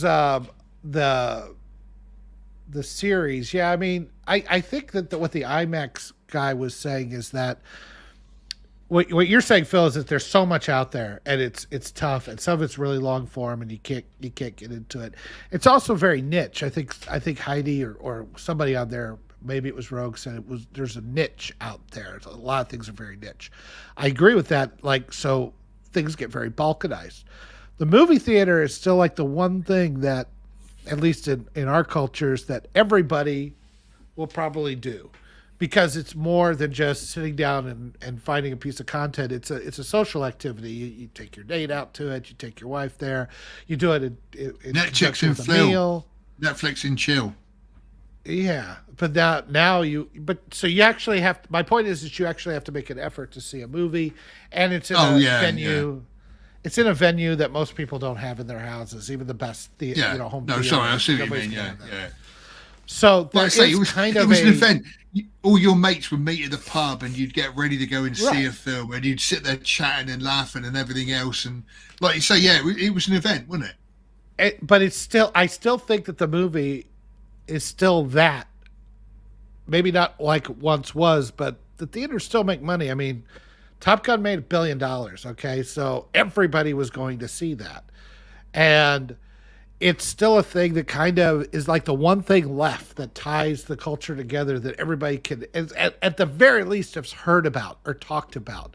Whereas some people bring up something on some streaming service, and I'm like, I didn't even know that was a thing. You know, the marketing aspect of just being a movie in the theaters is still, I think, pretty powerful, and that's why I think movies are still very important, because it's going to reach the most amount of people. And if we're just throwing shit into the theaters, we're losing that one thing that kind of like you could go to the water cooler and talk about with everybody. I mean, I don't think we do that as much with sports anymore. I don't think we do it as much with.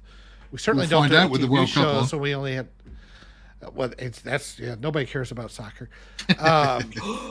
Only Matt. I'm sorry. No important countries care about soccer. This is outrageous. I've been slagging off a Man of Steel, now he's slagging off football. I love this. Yeah. I love Heidi just said, you put your best supper clothes on for the cinema. And it's with it, if I wore the clothes that I wore watching Netflix at the cinema, I wouldn't be allowed back in the cinema. Because it's usually shut down. But I don't know. There's something kind of timeless about it. You go in, you buy a ticket, you go and get some popcorn at the concession stand, and then you find your seat. Everybody has to shush, and the lights go down. It's like, this is the same experience people had as far back as the 30s, you know? Yeah. And you can't say that about much anymore. And I feel like that's a crime if that gets lost because these woke people are too busy doing current day politics into it.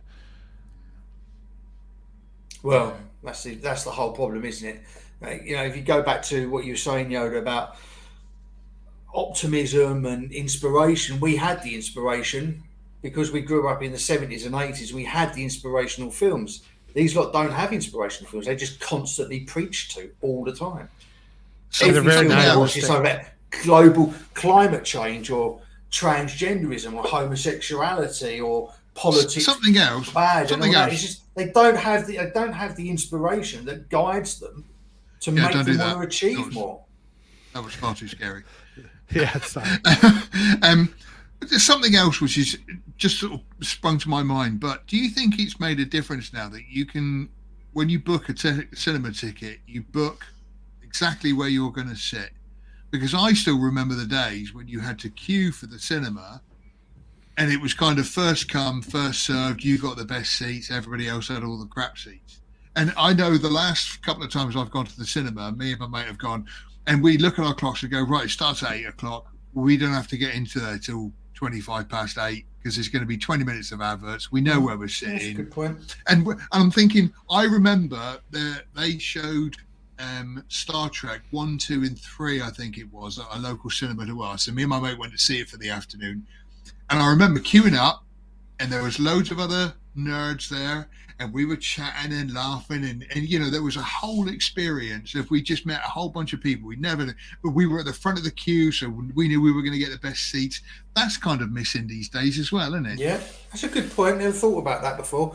Yeah, because when you'd go to a cinema, if you missed you missed the showing, you'd have to wait 2 hours until the next one.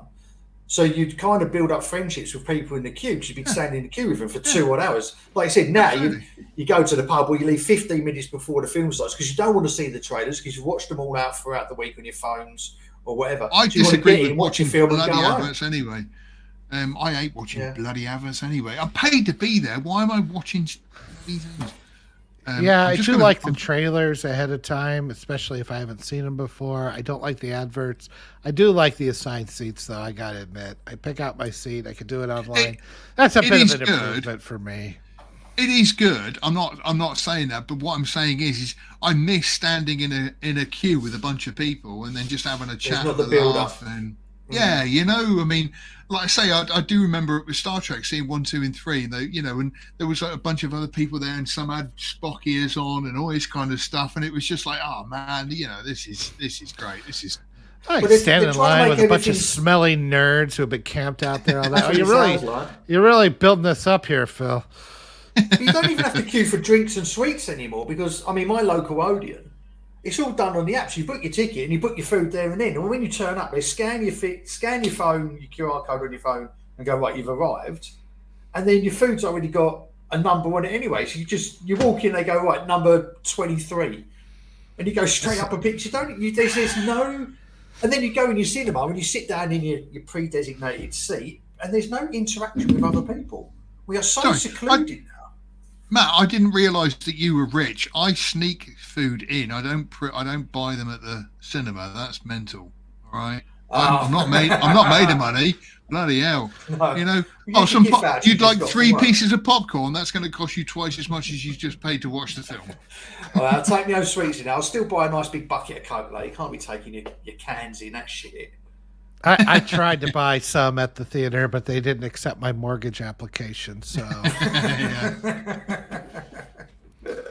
which it's kind of, I'd find that not funny because again, it's one of those things. Like I say, I resent the fact that I pay to go to the cinema and then I have to sit and watch adverts.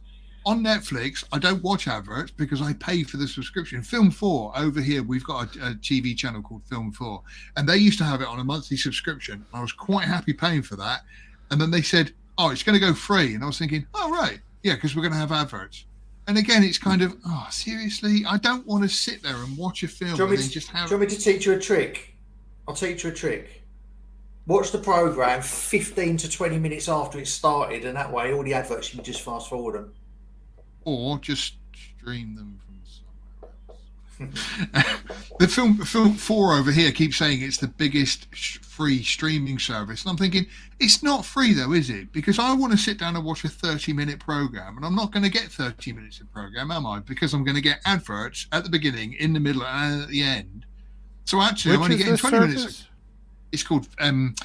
it's just called All 4 over here. So it's basically Film 4 and Channel 4 and everything else. But when you watch it on catch up, you have to watch all the adverts. So it's free. And I'm thinking, it's not free though. It's stealing my time. And that's kind of like the You are an impossible man to please. No, because I've got a streaming service. The programs are even too long and they got too many adverts. Oh yeah, because I want to watch the program. You know, I don't want to watch bloody adverts. That's why I do like Netflix, because Netflix just says, right, this is the program. You don't have to see the credits or the opening intro. You can just watch the whole thing. You know, and again, I appreciate that, and I'm quite happy to pay for it. You are quintessential Gen X, Phil. You are spoken like a man, like all of us. The first time we were able to record our shows scheduled on a VCR, and then we could fast forward through the commercials. Yes. It was a great day. It was a glorious day. I'm not interested in who's got sofa sales on and stuff like that. I just want to watch the program. Yeah, but that's when you get up and make a cup of tea or go and have a piss. Both. This isn't first world problems, I swear. Do you know what I mean? Some kid with a fly in his eyeball in Africa is going, yeah, those commercials, yeah. I'm so hungry. Eating his mud cakes. See, again, we get adverts for that over here. I've just been watching an old sitcom called They won't leave me alone about that shit. And again, I want to watch Ever Decreasing Circle because it's a funny program. Richard Bryce is funny, and in the middle of it is, poor Justin can't get clean water to his thing, and I'm like going, I don't care about Justin. I want to watch Richard Bryce being funny. No offense to Justin, fucking African kid called Justin. I was going with another offensive name. I wasn't going to call him Sambo or something, was I? Justin is starving. Well, Justin, maybe you should eat some of the flies that are on your face. Think of them as raisins. Phil's gone full evil, everyone. You've watched it right here in front of you.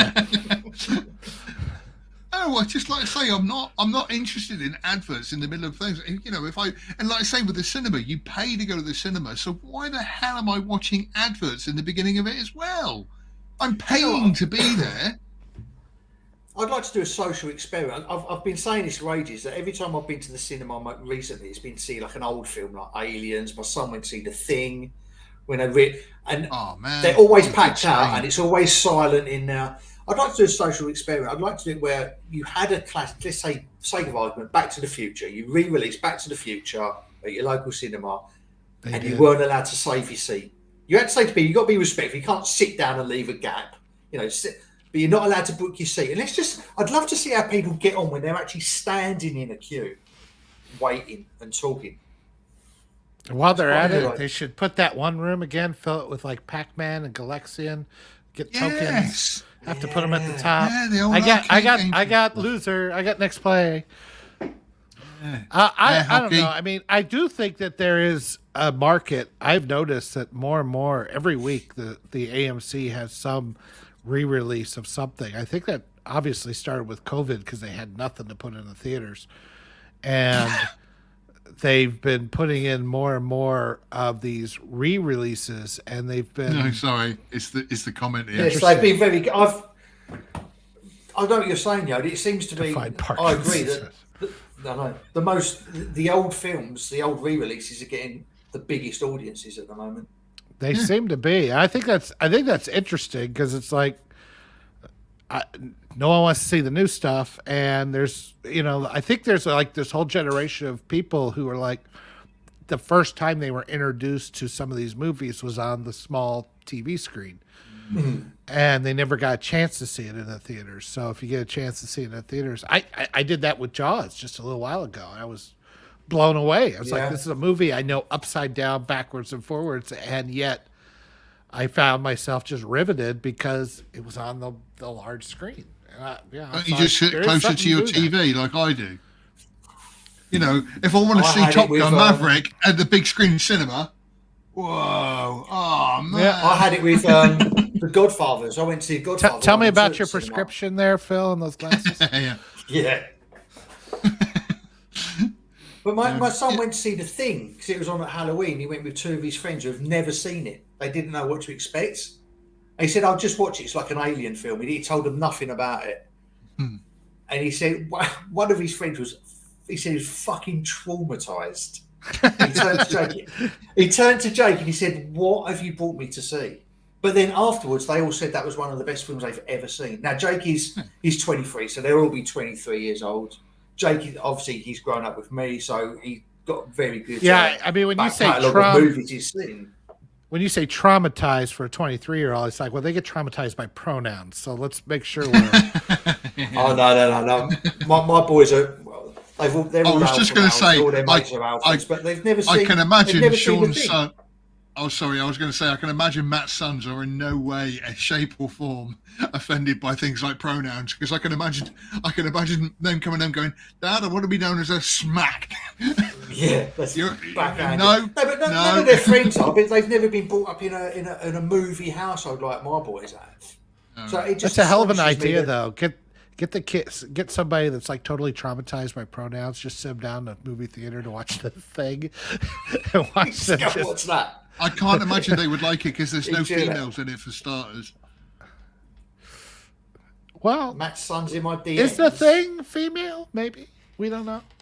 It's a thing. It's a thing. Perhaps they should re-release that. The trans thing. The trans thing. The trans. But yeah, it is about something that morphs into other things. So yeah, it's kind of ahead of its time, is what it was. I can hear dogs barking now. I was going to say, who's the dogs? Yeah, not me. My dogs. Yoda's got a Terminator turning up at his door. Oh, there you go. The thing is, Sarah. If he asks me if I'm Sarah Connor, I'm going to say yes. I identify as Sarah Connor. Yeah. Headshot, please. Oh, thank God. I actually think I'm just checking. Neutral, so it's okay. I actually think the Terminator 2 is showing at my local cinema. I've got to go and see that if that is. Spam. Quick, get rid of the spam. Hang on, let me just check that website. No, I haven't got a perfect match on there. There's no girl that's into the depraved stuff I'm into that's going to be a perfect match for me.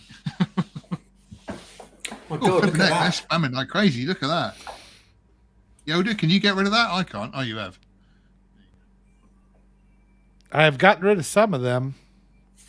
I got rid of 3 of them.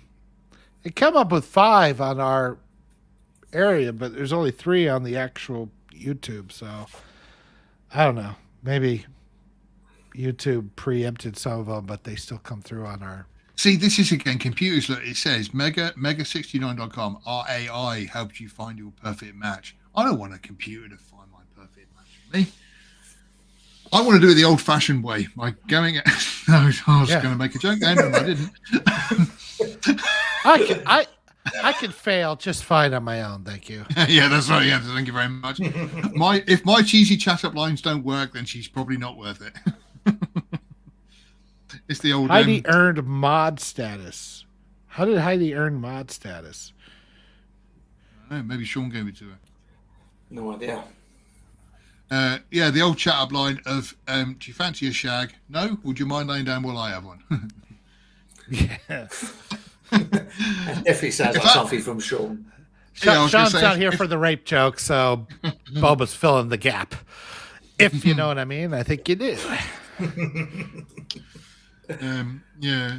So, okay. So, I'll tell you what. Are we going to wrap up a little bit early?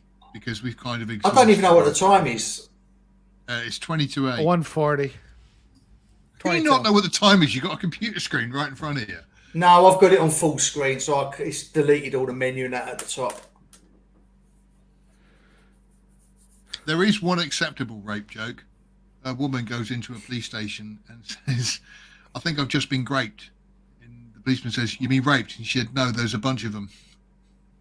Fucking hell. That's Ricky Gervais, don't give me that. Oh, it's shocking. It's shocking. I was like George Carlin because they say that rape is never funny. It's like bullshit. It's like picture Elmer Fudd raping Porky Pig. Rogue thought that was good. Okie doke. So it's Yoda. Oh, go on. No, I was going to say before we go, we're near the end of the year now. Is there anything else coming out in this godforsaken era of movies that anyone's looking forward to seeing before the year's out? I did try to watch Wakanda Forever last night. I got partway through it.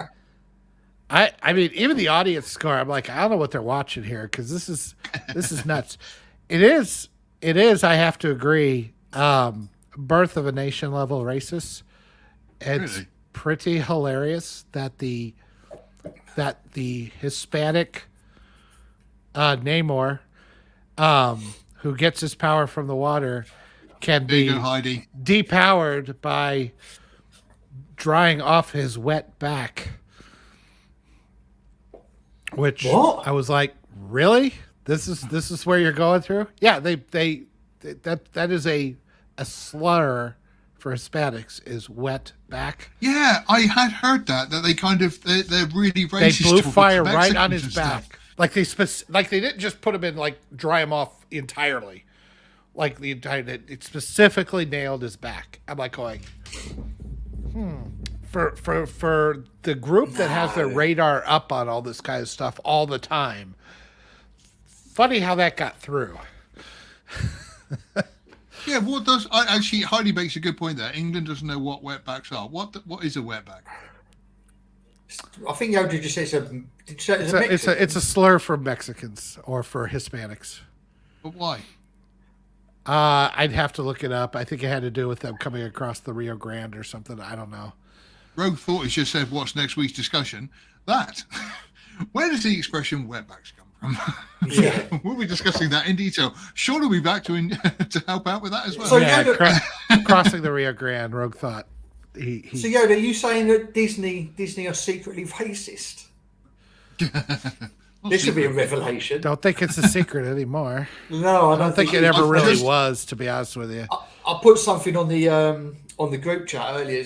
Disneyland Resort for the celebrating the release of Black Panther 2. Well, it comes with fried chicken and a purple drink. Well, it did show like they're coming into Wakanda and they have the jet and they're supposed to go through now, as I recall in Infinity War, he just said, stay on this course, and if you stay on this course, you go through the shield and you're into Wakanda. And it's like that disguise holographic shield, right? Yeah. In this one, they come in and say, open the shield. And so two guys in loincloths start banging drums to get the shield on. Is it? So it's not voiceover activated. It's drum activated. It literally is. I was like, well, maybe it was like ceremonial, because I'd heard Tim Pool talk about this. I'm thinking, okay, well, maybe it was just ceremonial, like the princess is coming in or something like that, and they hit the button, but then, maybe he missed that. Nope, that's what it is. They hit the drums, and that starts up, which is just so god-awful stupid, I don't even know where to begin. There you go. So and good comment it's really... from Rogue Thought there. You forget, it's not racist yeah, no when the kidding. agenda pushes to it. Absolutely. Well, it's really kind of this weird, because blacks like to talk about Africa and everything. American blacks, I should say. They don't know anything more about it than I do, but at least I'm not pretending, And I don't put up this caricature of African culture up there. To think that Africans would be stupid enough to not just use a button for their technology if they could. If they could build all that technology, they wouldn't make it efficient. You'd have to for it to work, right? This is not a race thing. This is just a technology thing. You're going to use the simplest way to prevent things from going wrong. Because what if they put the wrong beat and it went fully solid and smash? The princess is dead. Oh man, I should have this instead of this. It's really demeaning when you think about it. And then the whole wetback thing, I'm like going, really? They did this? Like, I get that Aquaman and Namor, all of them have always been like, get them to the water because that's where they get their power, their ocean, that's fine. But if you want to dry them off, just dry them off. You didn't have to aim for the back the way they did. And I got to think that's like, is woke just another, well, I know the answer to this question because I've always thought this, but woke is just another way for white people to be racist, but pretend that they care. And it's like, just sticking all this stuff in there because you can't sit there and scream about things like Uncle Remus or look at all, go to all these movies from back in the day and say, this was racist and that was racist. So this is a dog whistle, that is a dog whistle. And then do something like that and not expect me to say, okay, really? All right, mister, we're going to hold you to your own rules here then. Overall, the movie was mostly just kind of boring. It wasn't really that. They brought in Ironheart. She built a Iron Man suit for reasons. I don't know why. I was just looking through, just to get off this, because Yoda's going to have one of his little ranks again. He's going to get very angry. Just looking at I do. It's just looking at some of the stuff that is still to be released for the year very quickly, just going through a list. The menu I do want to see. Yeah, I want to see that. Lamborghini, the man behind the legend, I want to see as well. They've got the Fablemans. I can't say I really want to see that. I'm hearing good things about that. Oh, Glass Onion and Knives Out Mystery. Now that I'm looking forward to completely and utterly going against and not having anything to do because I am a Star Wars fan and Ruin Johnson is an arsehole. Just seeing what else is on it. There's a couple of others. Avatar 2. Avatar 2 is coming out. So I was just going through some of the other ones here. Because like The Whale, I do want to see. I want to give it a chance because it's A24. And I know, you racist. I'm watching that filth. And there's a couple of others, bits and pieces. But again, like I say, Avatar 2, again, which I'll wait for streaming. Puss in Boots. They're making another one of them? Apparently, somebody said it was the third one. And I went, there was a second one?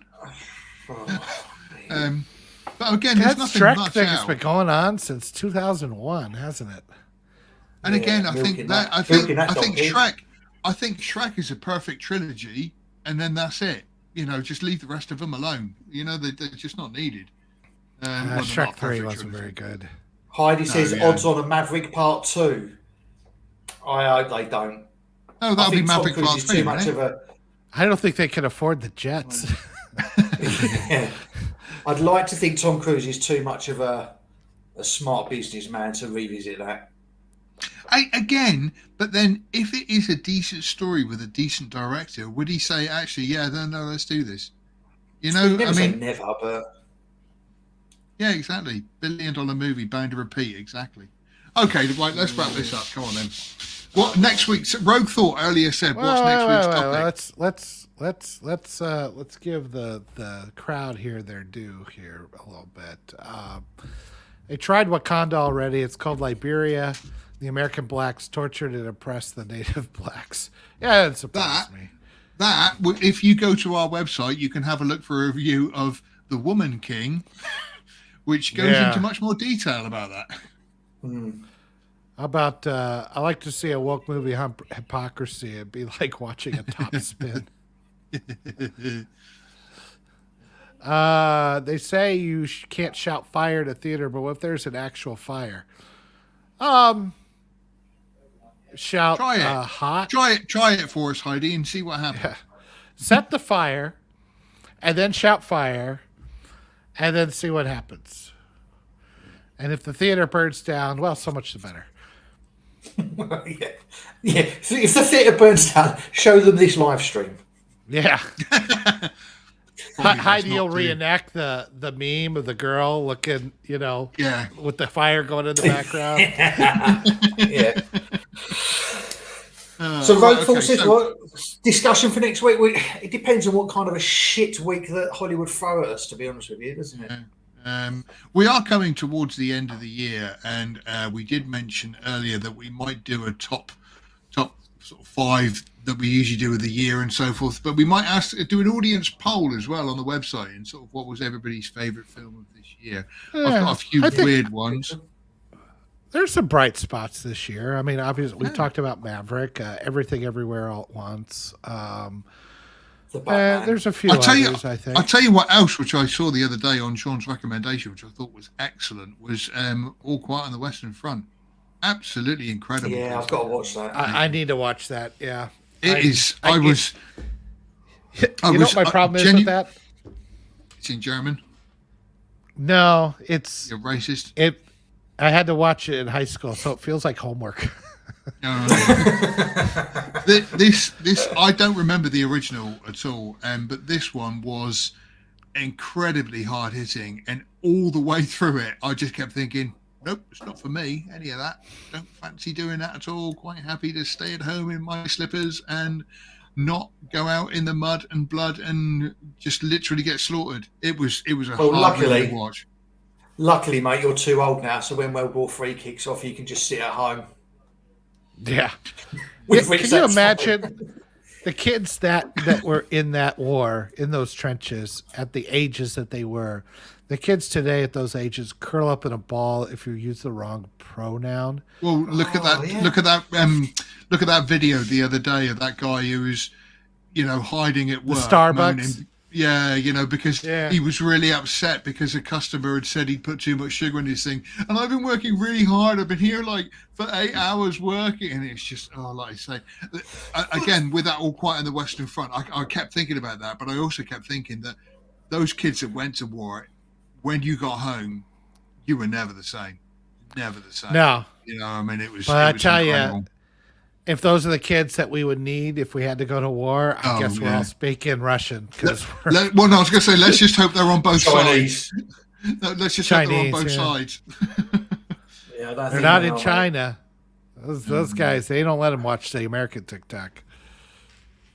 Anyway, right. So next week, we don't know yet. We'll put it up on the website and try and stay ahead of time. And just a general question though, because Rogue's asking what the subject.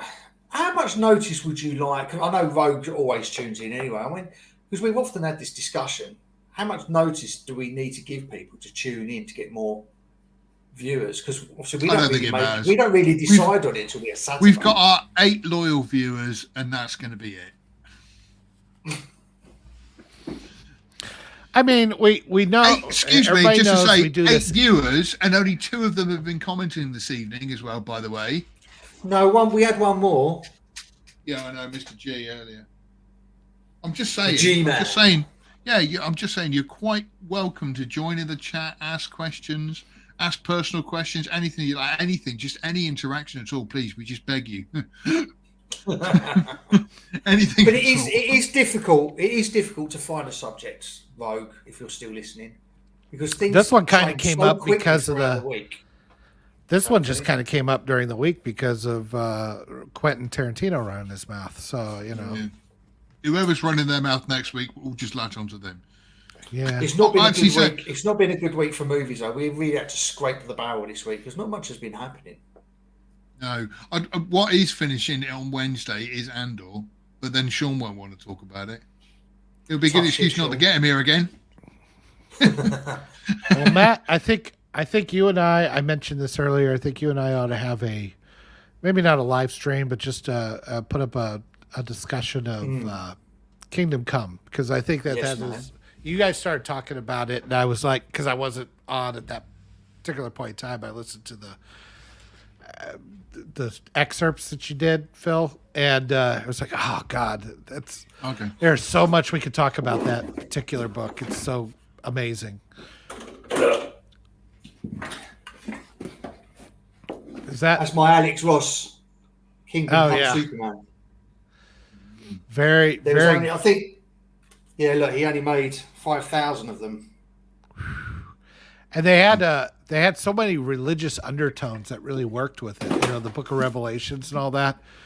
Yeah. And just the Alex Ross art, the story, everything. I really feel like the comics really DC did really good in the after. I agree with Heidi there. That's what I thought. He's just covering his nuts. Yeah. Well, they're super nuts. Those things go off. In Kingdom Come, you followed the preacher, didn't you? Or was he a vicar or a priest who had to give his judgment? He was with the Spectre. I'll tell you what, Rogue's just put up the thought there that he said that you guys are my filter for movies I won't have to see, so thank you. We do what we can. We watch them so you don't have to. And I'm definitely like that. I've seen a few this year which have just been absolutely attractive. That Woman King was one for stars. Oh, bloody awful. I nearly made a comment on Instagram about it the other day, but every single comment was, oh, this changed my life. This was so powerful. And always I was thinking, better not. I thought this film was crap. Ew.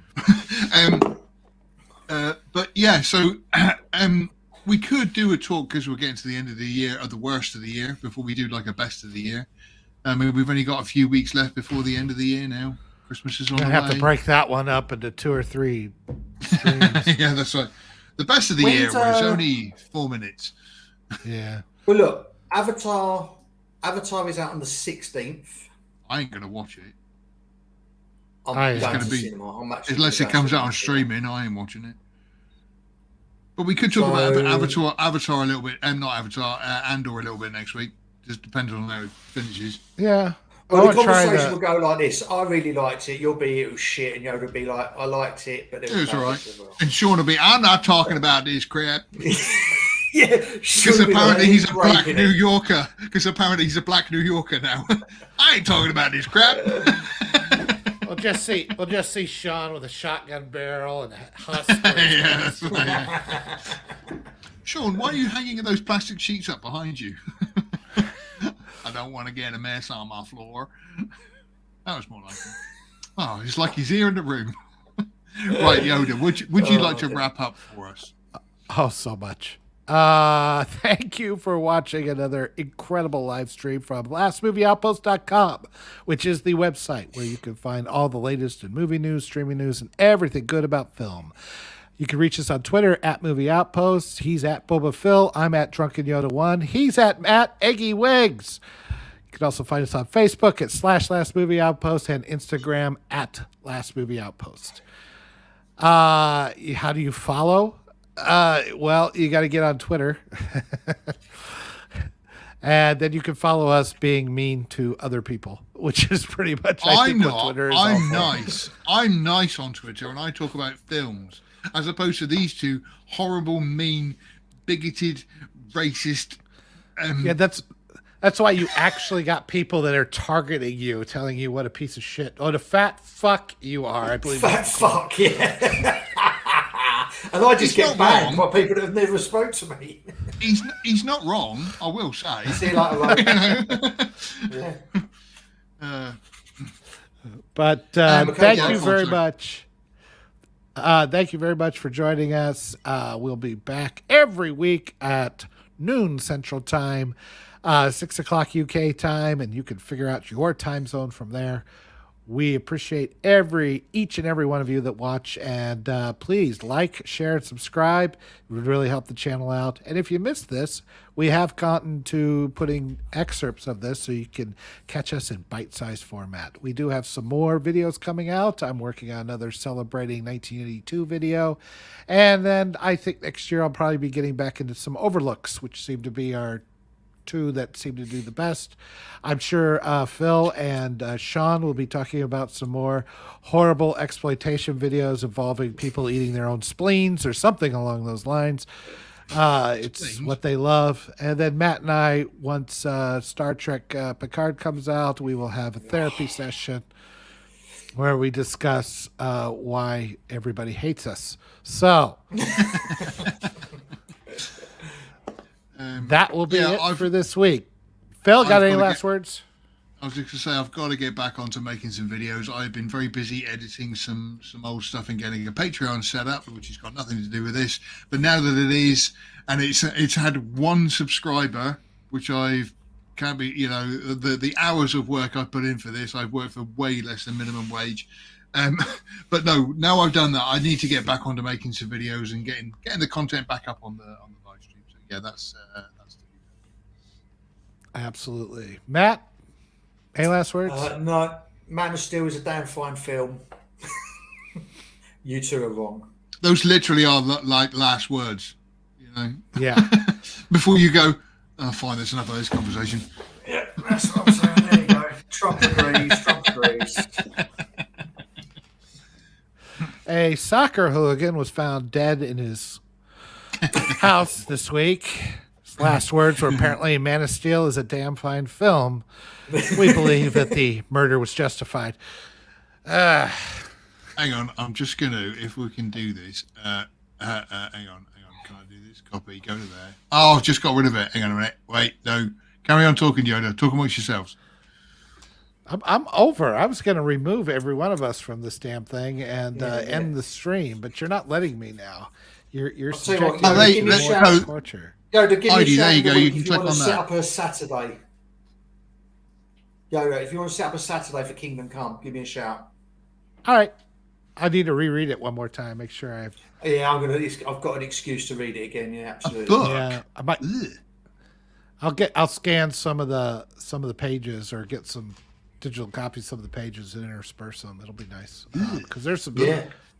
It's a comic book. It's got pictures. Phil on Twitter, follow Alex Ross. And that's the kind of art that you're going to see. It's mesmerizing stuff. Yeah, it's not comic art, it's paintings. Like every single one is an oil painting. It's crazy. Editor of Bristol World UK Midlands Daily Journal. No, not him. Oh, artist. Right, there we go. Alex Ross. Okay, follow. I haven't guarantee looked at his you've seen profile, some of haven't his you? art. Yeah, 100% you would have. Yeah, he's all right, I suppose. Needs more boobs. Right, gents, is that it? Are we done? That's it. He's gone. That's it. We're done with him. Screw him. He's out of here. I have control here as well, remember. I was like, that's it. You're done. You're out of here. You're gone. Right, we're wrapping up. Come on. Right, see you later. Thank you, everyone, and we'll see you on the next stream. Laters.